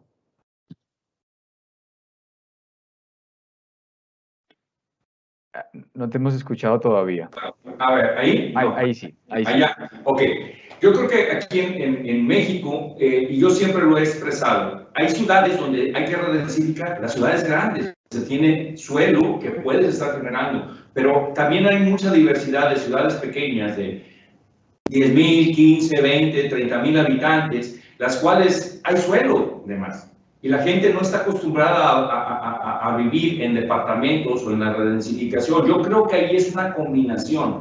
Ver dónde se puede expandir, porque los servicios se encuentran dentro de la ciudad y tienen los espacios suficientes para poderla crecer horizontalmente y con los servicios que los tienen. Lógico, tal como se comentaba, tener ahí lo que es el transporte público y demás, que una con las otras ciudades o con los otros entes económicos de la zona, que eso es muy importante, porque si uno quiere redensificar, normalmente donde uno busca la redensificación es donde existen los servicios, que sea muy rápido, que me pueda transportar o que llegue a una estación de metro o a una estación de tren o a una estación de autobús para poderme transportar a mi trabajo, a la escuela, a donde sea, si es que ya la ciudad es muy grande. Pero qué mejor que si redensifico y me queda que pueda estar caminando o en bicicleta o en diferentes cosas. Ahí es donde podemos aplicar, como ya tenemos los servicios, tenemos todo, a redensificar y a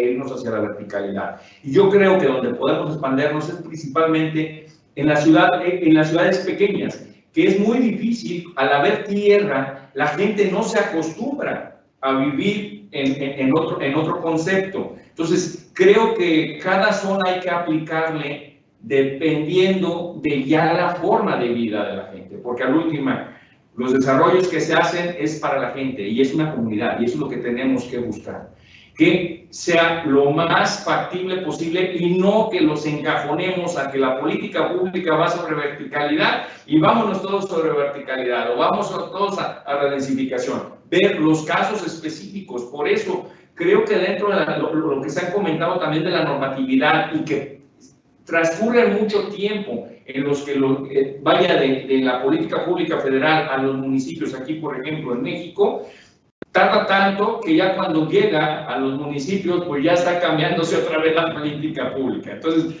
yo creo que es algo importante. Esto acordémonos, antes decíamos las fábricas hacia un lado y la vivienda hacia otra. Ahora decimos, bueno, dependiendo, si no son contaminantes y demás, hay que hacer la integración para que la gente pueda tener una movilidad mejor. O sea, hay que ir viendo cómo van cambiando las cosas dentro del urbanismo y irlo aplicando específicamente, pero para nuestros lugares, ¿verdad? O sea, lo que va cambiando y se puede aplicar, hacerlo directamente. Lo que va cambiando y no lo podemos aplicar hasta por la forma de vida de los habitantes, pues tratar de más bien hacer lo mejor posible para esa zona. Y creo que ahí los desarrollos serían mucho mejor. Yo hago esta comparación porque tengo aquí, yo soy aquí de Guanajuato, aquí hay mucha comunicación, hay ciudades pequeñas, hay ciudades grandes y hay todo. Entonces, cuando tú te transportas de un lado a otro, están a menos de 20 minutos, de media hora en auto. ¿Y qué pasa? Que de repente llegas a una ciudad que nunca te van a aceptar la verticalidad. A 20 minutos de una ciudad como León. Entonces, yo creo que es eso, es generar la mejor política para cada zona. Porque si lo hacemos en forma, atrás de un escritorio y damos las normas completas para todo el mundo, creo que ahí es donde hemos estado fallando y es donde el crecimiento se ha desproporcionado y a veces se llega hasta los abusos de misma autoridad o desarrolladores. O sea, pueden ser las dos cosas. ¿Por qué? Porque en un lado nos pueden permitir una cosa y en otro no nos lo permiten, aunque estén hasta ser municipios colindantes. Por eso la política tiene que ser general y tal como lo comentaban en el bloque anterior, no con 500, 200, 1000 hojas, que sea muy sencilla para que todos lo podamos entender y que la misma autoridad no se sobreregule en la aplicación para que sea más factible y más rápido, reduciendo tiempos. Juan Francisco, muchas gracias. Me llevo 2 ideas adicionales muy puntuales que además mencionaste, muy importantes, el tamaño de la ciudad o la zona.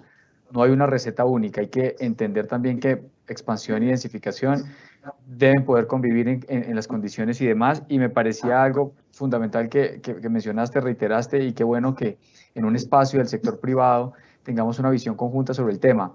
Vamos a ofrecer bienestar a los hogares, y al final ofrecer bienestar a los hogares soportados en unidades inmobiliarias, pues es también el propósito, y qué bueno poder tener esta conversación sobre lo que mencionabas de preferencias de los hogares, la gente dónde quiere vivir y cómo quiere vivir y con qué oferta, digamos, y entorno urbano quiere vivir. No necesariamente esa decisión se toma tras escritorio, sino debe entender un poco también ese tipo de preferencias que las refleja finalmente el mercado. Guillermo, te habíamos preguntado al inicio, te perdimos un momento, pero de nuevo retomando la pregunta, densificación o expansión, ¿qué condiciones se requieren para cada uno y si eso nos ayuda a solucionar nuestros temas de suelo? Abre tu micrófono, por favor, qué pena. ¿Me escuchan ahora? Ahora sí, muy bien. Muchas gracias. Disculpas, tuve aquí problemas con internet, pero ya volvemos. Sí, efectivamente, es una combinación de ambas. Y yo creo que es una combinación en muchos sentidos. Y yo creo que lo primero que tenemos que definir es cuál es la línea, cuál es el lineamiento, cuál es la misión-visión. La misión-visión es que el crecimiento de las ciudades urbanas es un hecho del siglo XXI y lo que tenemos que buscar es la calidad de vida. Y pasó a ser un tema importante desde varios sectores, no solo desde el sector privado. Es importante tener calidad de vida de los habitantes que están viviendo en la ciudad. No puede ser posible que duren horas en transportarse de un lugar a otro. La pandemia nos ha enseñado muchas cosas con el teletrabajo y el planeamiento de las ciudades va a cambiar totalmente después de la pandemia. Incluso se habla de los nómadas digitales, etcétera. Todo eso nos lleva a pensar que tenemos que tener una solución de núcleos urbanos. Tenemos que tener facilidades cerca de los habitantes y prácticamente que la gente pueda vivir en su núcleo urbano su vida cotidiana. Y si ocupa algo adicional, sale de su núcleo urbano, pero su cotidianidad tiene que estar en un núcleo urbano y así tienen que ser las ciudades, resolver los problemas desde ese punto de vista. Y eso me lleva a que esto es un asunto que hay que hablarlo entre cuatro protagonistas que hablan per se, pero que nunca escuchan al otro. Uno es el planificador urbano, que él cree que lo sabe todo y no necesita a nadie más. Otro es el sector privado, nosotros mismos, creemos ser los dueños de la verdad absoluta y nos enojamos si no nos hacen caso. Otro es el sector público, independientemente si es del gobierno central o del gobierno local. Y otro es la comunidad, porque efectivamente los cuatro creen tener la verdad absoluta y los cuatro no escuchan a ninguno de los otros tres. Y ese es el gran problema. En el siglo XXI, con el crecimiento de las ciudades, estos cuatro ya no pueden seguir pensando y actuando independientemente. Necesitamos conjuntar a estos cuatro y tratar de sacar la mejor negociación posible en cada caso, y ahí efectivamente es en cada caso, porque habrán ciudades que quieren ser de una manera, pueden haber muchas que quieren quedarse en un statu quo permanente. Perfecto, eso habrá que respetarlo, pero habrán otras que quieren desarrollar. Y cuando me refiero al núcleo urbano, ya me voy no solo a la parte de cómo desarrollo lo que está desarrollado, sino a cómo se incrementa. El incremento no puede seguir siendo la vivienda barata, horizontal, y nada más aumentando la mancha urbana con eso. Tenemos que crear núcleos urbanos donde estamos desarrollando, ampliando la mancha, de tal manera que esa mancha llegue a ser relativamente independiente, dándole, volviendo al cierre del círculo, calidad de vida a los habitantes que van a vivir en esa nueva mancha urbana. O sea, no puede ser una sencilla expansión de la mancha. Y ahí es donde, ¿cómo hacemos eso? Juntándonos los cuatro, no hay otro. Ni el desarrollador privado tiene la verdad absoluta, ni el sector público, ni el planificador urbano, ni la propia comunidad. Y ahí es donde tenemos que hacer consensos. ¿Se podrá hacer consenso siempre? No. Van a haber lugares en que no se va a poder hacer. ¿Qué va a pasar en esos lugares? Son los que se quedan como la ciudad muerta, la ciudad que no crece, la ciudad que no cambia. Y eso puede ser bonito, por ejemplo, en París o en Londres, en algunas zonas turísticas o en San Petersburgo. Y está muy bien, pero eso no puede ser el resto de la ciudad. Incluso esas ciudades que estoy mencionando tienen su crecimiento moderno y de núcleo de vida donde las personas incluso no van a los lugares turísticos donde van los turistas en su vida cotidiana. Entonces, eso nos hace pensar en que las ciudades tienen que crecer cada una a su manera, pero tiene que ser algo conjunto, trabajado, donde alguien tiene que coordinar. Definitivamente. 4 no se pueden hablar si alguno no coordina, porque no van a llegar a metas. Y ahí es donde el gobierno es el que tiene que, me parece, tratar de jugar ese papel, pero oyendo, entendiendo y negociando y llegando a un acuerdo entre esos 4. Guillermo, muchas gracias. Muy, muy interesante. Aquí has simplificado de una forma muy práctica, digamos, uno cómo puede solucionar esta gran ecuación de tantas variables en materia del suelo y lo has puesto como la suma de cuatro intereses que creo que perfectamente pueden resumir muy bien el tema, y me gustó mucho tu aporte sobre la autocrítica de nuestro sector. Parte de estos espacios también para hablar es, no tenemos la verdad de todo, y hace parte también entender que hay grupos de interés complementarios a los que tenemos que tener en el radar para ser partícipes de lo que pueda ser el desarrollo futuro de nuestra actividad.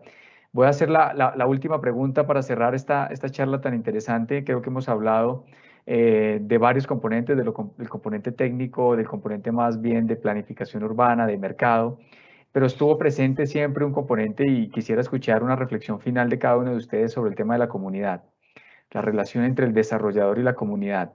No es una relación sencilla, es una relación que creo que todavía está por perfeccionarse en muchos aspectos, en construirse en muchos aspectos, pero que ciertamente una buena relación nos va a dar beneficios mutuos a la comunidad, mejores proyectos urbanísticos, mejor entorno y algo que mencionaste ahora, Guillermo, calidad de vida, y por supuesto al sector desarrollador la facilidad para poder avanzar en sus negocios y desarrollar la ciudad como queremos. Una reflexión final sobre la comunidad. ¿Qué nos hace falta? ¿Qué nos hace falta para poder tener una comunidad, además de empoderada, menos reactiva y partícipe de los proyectos inmobiliarios de gran escala que busquen siempre mejorar la ciudad? Arranco en este caso por Juan Francisco, para que nos des esta reflexión final, y estaríamos casi sobre el tiempo de cierre de nuestro panel de nuevo. Entonces, Juan Francisco, adelante. Tu micrófono, por favor. A ver, ¿ahí ya se escucha? Sí, ahí te escuchamos. Sí, ok. Bueno, yo creo que se está dando en el clavo. Yo creo que la comunidad es la base de cualquier desarrollo. O sea, a mí, yo digo, a veces la gente, yo tengo una frase que comento a veces cuando hacemos los desarrollos, les digo, a veces no es que no quiera vivir mal, no sabe cómo vivir bien. Y eso es parte de lo que los desarrolladores debemos de estar haciendo. O sea, ¿por qué? Porque al manejar sociólogos, al empezarnos a decir cómo poder generar, cómo vivir mejor, cómo ellos mismos se pueden autocuidar, pueden tener una mejor convivencia, se va viendo qué necesidades tienen, nos sirvan los mismos desarrolladores en esos ejemplos, en ese tipo de reuniones que hacemos para el siguiente desarrollo. ¿Por qué? Porque vamos viendo qué nos ha pasado. Yo, por ejemplo, cuando empecé con una de las empresas a ver que se empezó a decir, vamos ya no a hacer casas, vamos a hacer ciudad, y empezamos a hacer esta práctica, ha funcionado muy interesante porque, bueno, aquí en nuestro país normalmente las casas de interés social colgaban la ropa en la parte del frente de la calle, y ahorita podemos ir a algunos desarrollos desde el 2008 hasta la fecha, ya no lo hacen. Hay un negrito en el arroz, pero fue cuestiones de decírselo a la comunidad, de decirles, ¿saben qué es mejor? Le das más puntualidad, porque eso es lo importante, que le estás vendiendo una vivienda, una casa que tiene que puntualizarse, porque tiene dos efectos. Una, principalmente para el que lo compra, y dos, para que la garantía sea lo mejor posible para el financiero. Entonces, automáticamente, eso que dicen da un mejor aspecto dentro de la comunidad, lo que ahorita estabas contando, comunidad. Si ellos automáticamente, no nomás es una cuestión del desarrollador, es una cuestión de la gente. Y a veces, aquí se han hecho varias prácticas desde las instituciones y demás, en manejar, meter sociólogos, meter algún otro tipo de gente, no nomás ingenieros, ni arquitectos, ni urbanistas, sino que también meter un poquito la cuestión social, porque hay que entender a veces a la gente, lo que decíamos en el bloque anterior. Vemos la situación de construir o expandiendo la ciudad, o confinándola. Entonces, ¿cómo nos damos cuenta? Con la comunidad. Para mí es muy importante estarlo tratando, ver qué es lo que requieren, qué es lo que necesitan, qué es lo que quieren. ¿Para qué? Para que automáticamente el siguiente desarrollo le podamos dar una satisfacción mejor. ¿Y qué va a pasar? Automáticamente vas a tener mejores ventas como desarrollador. La gente te va a buscar porque viven más a gusto en las zonas. Y principalmente, posiblemente ahí salga que necesitas cuidar que la escuela les quedó lejos, que el centro comercial, lo que sea, y ver las alternativas que puedes ir tú también manejando con la autoridad. Porque muchas veces la autoridad, tal como también se comentaba, necesitamos escucharnos todos, ¿no? Escuchar a la comunidad, escuchar al desarrollador, escuchar a la autoridad y el ver cómo solucionamos el problema, porque creo que somos un punto que le va poniendo el crecimiento a las ciudades, pero es un punto muy importante porque el desarrollo de vivienda, el desarrollo normalmente en las ciudades hace el crecimiento exponencial de la economía en la zona. Y estamos hablando de la economía desde, yo les digo aquí cuando empezamos un fraccionamiento, desde la señora de las gorditas que le vende a los trabajadores ahí el desayuno, hasta lo que ustedes quieran, ¿verdad? O sea, el materialista, los diferentes que rentan maquinaria, lo que ustedes quieran, pero que se cree economía. Entonces, creo que aquí este conjunto es ver qué es lo que requiere la ciudad, la comunidad, para nosotros poder estar otorgando. Y creo que eso es la ventaja que tenemos, porque tener una visión completa, seguirlo haciendo de una forma interactiva para todos, o sea, no nomás ingenieros, arquitectos, urbanistas, sino sociólogos, y empezar a entender un poquito más cómo se mueve, creo que es una mejor opción para el desarrollo del bien. Juan Francisco, muchas gracias, muy interesante. Mencionabas algo sobre lo que toca involucrar, ¿no?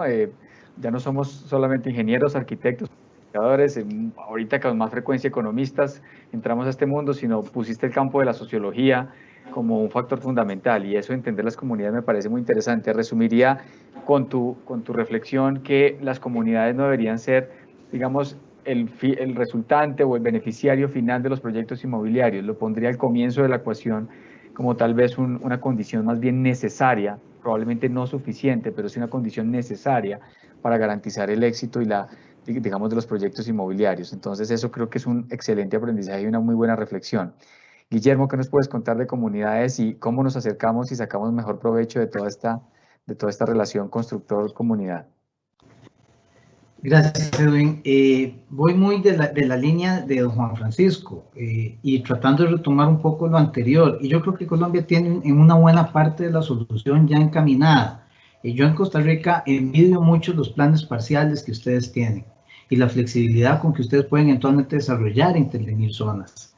Y yo creo que por ahí va la solución. O sea, la solución creo que debe ser con la línea de calidad de vida, con los 4 protagonistas que estábamos diciendo, poder desarrollar las zonas de intervención. El desarrollador es bueno desarrollando, no inventando, no jugando de todas las profesiones que ustedes acaban de mencionar, y además hay que ponerle la de abogado, porque hay que tener todo el derecho, además para evitar la demanda, y el derecho urbano, y la tramitología, etcétera. Entonces, si logramos generar que las ciudades vayan creciendo de una manera planificada, con zonas de intervención como planes parciales donde interviene la comunidad con el planificador, con el gobierno y con el sector privado, porque también nosotros aportamos en esa parte de la ecuación. Y si se logran agreements, acuerdos entre esos cuatro protagonistas en las diversas zonas de lo que hay que desarrollar, se genera una facilidad jurídica de tramitología, se disminuyen los tiempos, se sabe qué es lo que hay que hacer, el desarrollador entra a desarrollar, la ciudad crece como tiene que crecer, y todo se hace planificado y construido. Nosotros tenemos un problema, las ciudades no las construíamos, se desarrollaban de una manera inerte. Imagínense que eso hubiera sido así con los transportes, el metro, las carreteras, que se hubieran hecho así a trocha y mocha como se puede ir caminando. Tendríamos un montón de trillos y nadie llegaría a ningún lado. Ahí había que planificar, definir qué es lo que se va a hacer, definir si pasa por aquí, por acá, y después se ejecuta. Lo mismo tienen que crecer las ciudades. Hay que definir, bueno, la área que vamos a intervenir es esta. Llegar a un acuerdo comunidad, sector público, sector privado, el planificador llegar a poder plasmar eso, generar los valores de la tierra. Y ustedes en Colombia han avanzado muchísimo en eso con los planes parciales. pero hay que potencializarlo aún más. Ya no solo es el hecho de tener el plan parcial, sino cómo hacemos que ese sea el elemento planificador, generador de la nueva ciudad, que englobe al desarrollador y poder generar. ¿Qué más desea un desarrollador que poder irle a decir, usted aquí tiene que hacer aquí un centro comercial, aquí un edificio de tantos pisos y entrar uno directo a hacerlo? O sea, ese no es el sueño de todos nosotros. Pues sí, o sea, lo ideal sería ir a construir sobre algo que ya, y no ir a pelear si lo construyo, si no, si la comunidad, si el municipio, si me piden, si tal cosa. ¿Cómo logramos hacer para que el trabajo sea un trabajo en conjunto y no un trabajo de todos contra todos? Como son los transportes, o sea, también ahí hay dificultades, no estoy diciendo que ese transporte sea fácil para los que construyen ese tipo de cosas, pero la ciudad también tiene que crecer de una forma consensuada y una forma planificada y definida, siempre con un lineamiento, calidad de vida para los habitantes. Ese es el común acuerdo al que podemos llegar los cuatro. Gracias, Guillermo. Voy a tomar aquí este quote final que mencionaste, calidad de vida, consensos como base de algo que enfrentamos todos, seguridad jurídica. Aquí en Colombia discutimos muchísimo el tema de la seguridad jurídica, si hay que perfeccionar la norma, si hay que empoderar más cierto tipo de autoridades, si hay que generar espacios, digamos, de decisión de autoridades, pero mencionaste algo muy simple y creo que lo resume muy bien. Consensos soportados en la calidad de vida como base de seguridad jurídica. Nada mejor que comunidades y grupos de interés, digamos, comúnmente definidos e interesados para sacar adelante los proyectos como base de ese tema. Muchas gracias por esa reflexión. Cerramos nuestro panel con Javier. Javier, ¿qué nos puedes contar de comunidad? Y quedamos listos de nuestro espacio.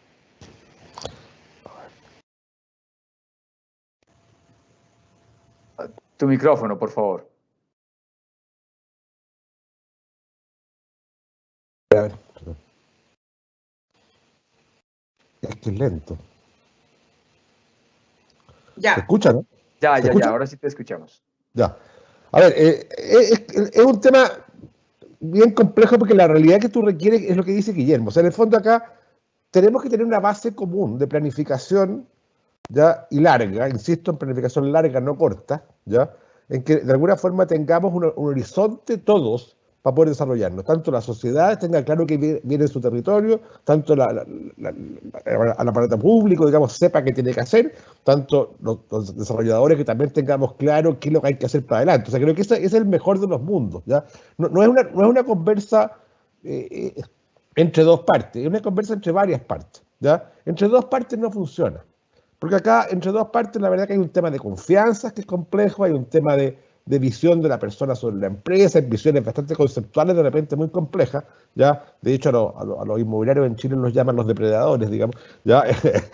O sea, hay temas bien complejos, bien duros, digamos, ¿ya? Que nacen también de una relación histórica probablemente muy poco relacionadas. El constructor construía su vivienda, su edificio, sin preguntarle a nadie, sin respeto de la comunidad cercana, digamos. Creo que eso ha cambiado. Hoy día se requiere un respeto, una aproximación mucho más respetuosa a las personas, escucharlos más. Yo insisto en el punto de escuchar. No podemos imponer, tenemos que escuchar mucho más. Pero en ese escuchar no es solo del desarrollador a la comunidad, es del conjunto que habló Guillermo, desarrollador, comunidad, planificador, ya, todos tienen que buscar esa forma de escuchar y mirar para adelante, no es una relación entre dos, yo insisto en ese punto, es mucho más que eso, ya, entre dos es bien complejo el tema porque al final en la negociación entre pares, en que todavía hay terceros que no están involucrados, pero son importantes, al final lo que ocurre es que cada uno se come el excedente del otro nomás, ya, es lo que ocurre en esa negociación, ya, el más fuerte se come el excedente del más débil, digamos. Por eso tiene que haber un poquito más un sistema, digamos. El sistema es lo que dice Guillermo. En el fondo, al final, tiene que estar la autoridad local, la autoridad nacional, las autoridades sectoriales. En Chile, por ejemplo, insisto, el transporte se planifica desde el Ministerio de Transporte a nivel nacional, no a nivel comunal. Entonces, en el fondo, tienen que hablar las autoridades sectoriales, la comunidad organizada, ¿ya? Y los desarrolladores. Tienen que todos poder conversar y todos poder mirar para adelante el cómo queremos que se desarrolle un país, una ciudad de mejor calidad de vida, que es el centro, obviamente, de la discusión, mejor calidad de vida para todos. Creo que tiene que producirse eso en algún momento. Si no se produce esa convergencia, yo lo veo bien complejo. ¿Ya? No es de relaciones entre dos, acá insisto, es entre más que dos. Javier, muchas gracias. Muy interesante esa reflexión final aquí el enfoque multidimensional de esta conversación. Mencionaste algo como de está bien que participemos todos, pero hay que hacerlo de una forma también sistemática, ordenada y ojalá metodológicamente definida, y en eso el gobierno puede jugar un rol fundamental. Entonces la participación será o debe tener, digamos, ese estándar para garantizar, pero sobre todo mirando hacia adelante y hacia el futuro. Yo cierro simplemente mencionándoles y agradeciéndoles de nuevo por este espacio. Qué conversación tan nutrida, qué conversación tan interesante, qué conversación que hace alusión a lo que hacemos día a día, construir. Entonces, una conversación muy constructiva. Gracias por su tiempo, gracias por sus reflexiones, y creo que definitivamente tanto los asistentes como a quienes les podamos divulgar este espacio para que posteriormente puedan escucharlos, van a quedar muy nutridos de buenas ideas y de buenas visiones. Stephanie, hemos hecho la tarea cumpliendo los tiempos. Qué pena si nos retrasamos un poco más, pero estuvo muy interesante esta conversación. Y bueno, continúa con la fase final de nuestro espacio. Muchas gracias a Edwin y a nuestras panelistas por esta interesante conversación sobre estos problemas coyunturales que tenemos en América Latina y que podemos buscar una solución conjunta. Antes de continuar con la agenda, queremos invitarlos muy especialmente al Congreso Colombiano de la Construcción 2021, por lo cual les invitamos a ver un corto video. Creemos en un mejor país, en una Colombia llena de oportunidades para todos.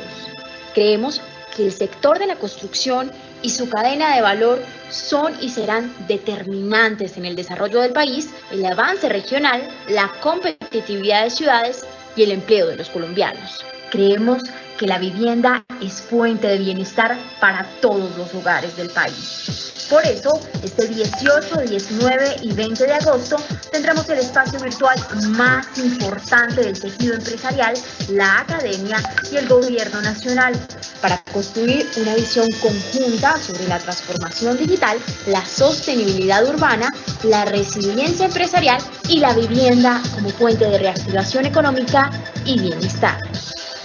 Contaremos con la presencia de conferencistas de talla mundial como Andrea Chehul, cofundadora y directora del Real Estate Innovation Lab del MIT, Erika Lagwan, autoridad mundial en Connectional Intelligence, y Ágata Ruiz de la Prada, ícono del diseño disruptivo.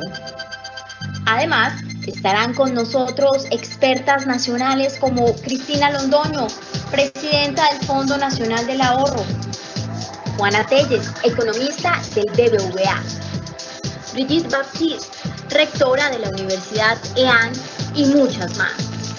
Crearemos un espacio virtual de interacción a través de una plataforma tecnológica con los más altos estándares de calidad, y durante 3 días tendremos un nutrido intercambio de conocimiento, muestras comerciales, foros de discusión que te permitirán conectarte e inspirarte. En Camacol nos mueve la construcción de nuestro país y el bienestar de los hogares. ¿Estás preparado para hacerlo junto a nosotros?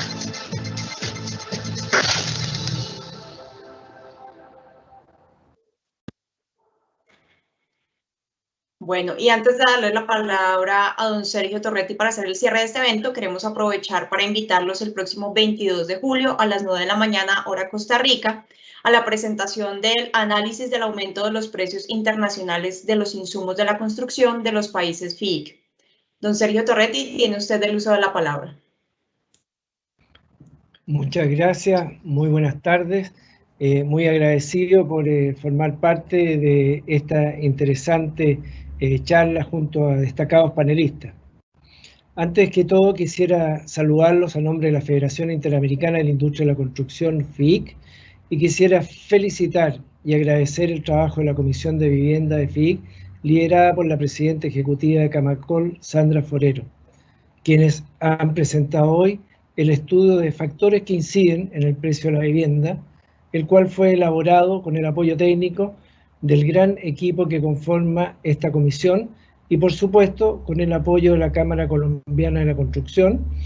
Asimismo, del mismo modo, quisiera agradecer a las cámaras de Chile, Costa Rica, Argentina, Uruguay, México, Brasil, Perú y Guayaquil de Ecuador por su cooperación en la recopilación de información necesaria para este valioso estudio que hemos escuchado el día de hoy.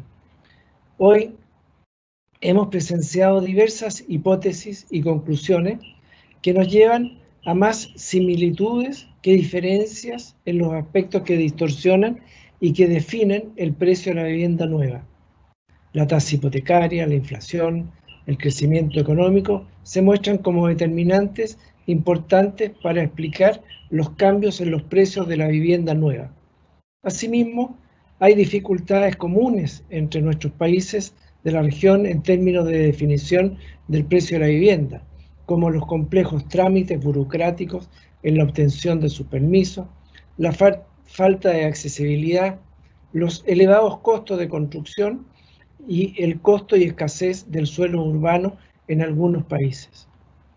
Como FIC, el acceso a la vivienda y todo lo que conlleva es y será un tema trascendental para materia de análisis y, por supuesto, para apoyar a nuestros miembros en su desarrollo, sobre todo considerando el actual escenario que enfrenta no solo Latinoamérica, sino que el mundo entero, entendiendo que nuestro sector se ha visto afectado por la crisis sanitaria del COVID-19 en diferentes aspectos, como son, por ejemplo, el alza en precio de los materiales de construcción.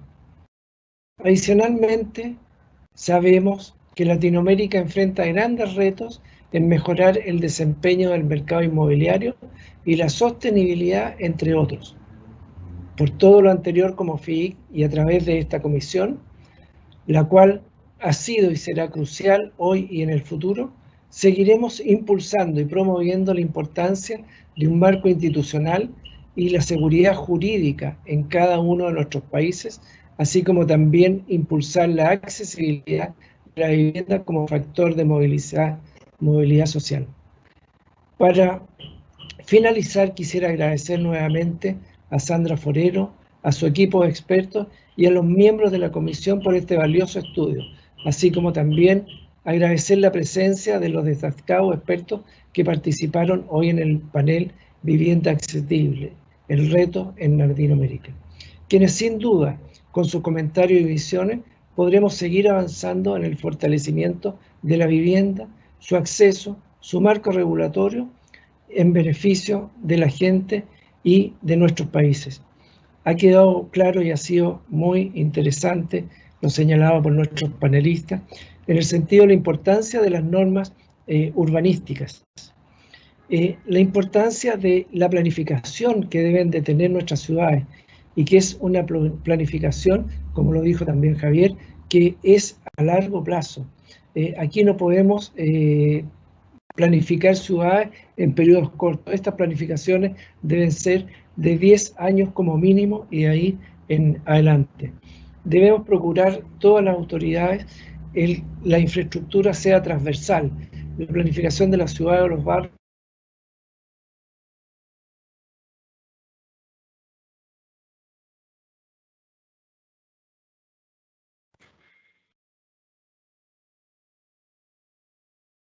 Creo que Perdimos un momento a don Sergio Torretti.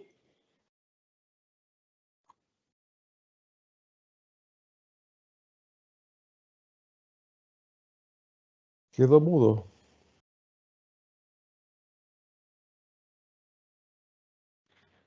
Bueno, vamos a esperar un segundo a ver si logra volverse a conectar don Sergio Torretti para culminar con el cierre del evento.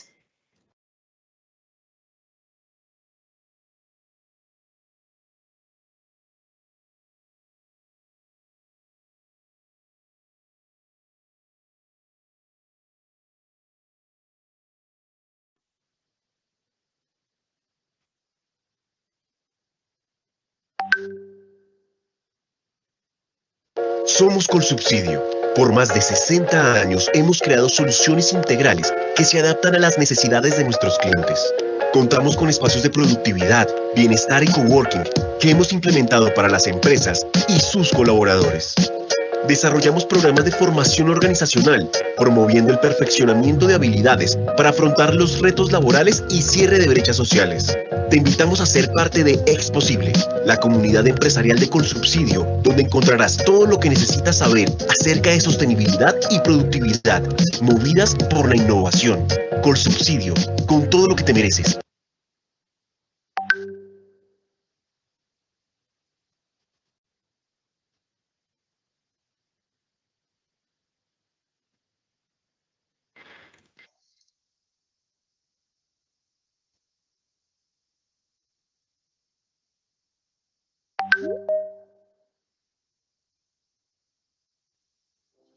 Creemos en un mejor país, en una Colombia llena de oportunidades para todos. Creemos que el sector de la construcción y su cadena de valor son y serán determinantes en el desarrollo del país, el avance regional, la competitividad de ciudades y el empleo de los colombianos. Creemos que la vivienda es fuente de bienestar para todos los hogares del país. Por eso, este 18, 19 y 20 de agosto tendremos el espacio virtual más importante del tejido empresarial, la academia y el gobierno nacional, para construir una visión conjunta sobre la transformación digital, la sostenibilidad urbana, la resiliencia empresarial y la vivienda como fuente de reactivación económica y bienestar. Contaremos con la presencia de conferencistas de talla mundial como Andrea Chehut, cofundadora y directora del Real Estate Innovation Lab del MIT, Erika Lagwan, autoridad mundial en Connectional Intelligence, y Ágata Ruiz de la Prada, ícono del diseño disruptivo. Además, estarán con nosotros expertas nacionales como Cristina Londoño, presidenta del Fondo Nacional del Ahorro, Juana Telles, economista del BBVA, Brigitte Baptiste, rectora de la Universidad EAN, y muchas más. Crearemos un espacio virtual de interacción a través de una plataforma tecnológica con los más altos estándares de calidad, y durante 3 días tendremos un nutrido intercambio de conocimiento, muestras comerciales, foros de discusión que te permitirán conectarte e inspirarte. En Camacol nos mueve la construcción de nuestro país y el bienestar de los hogares. ¿Estás preparado para hacerlo junto a nosotros?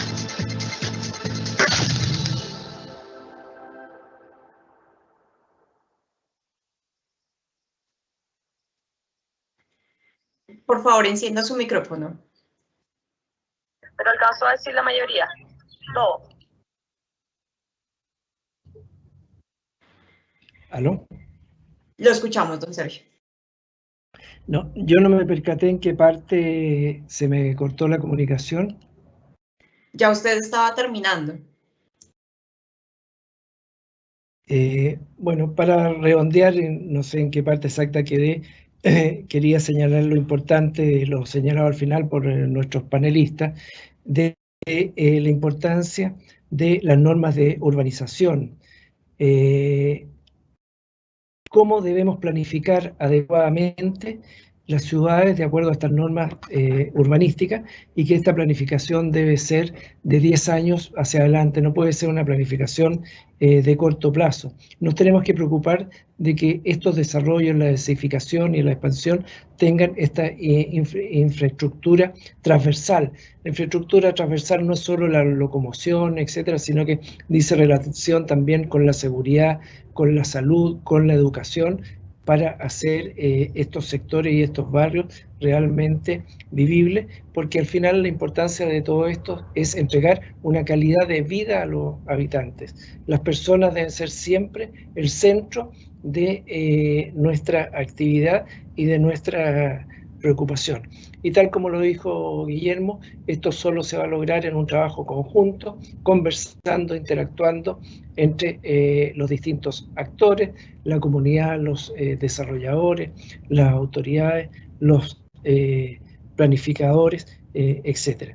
Y como FIIC tenemos un tremendo desafío en este sentido, porque parte importante para efectuar este trabajo es este tipo de acciones como la que hemos realizado hoy, donde podamos conversar entre nuestros países y compartir entre nosotros las buenas y las malas experiencias que tenemos respecto de estos desafíos, porque esa es una manera muy eficiente de avanzar rápidamente y de la mejor manera en la solución de este tipo de problemas que enfrentamos en nuestro sector.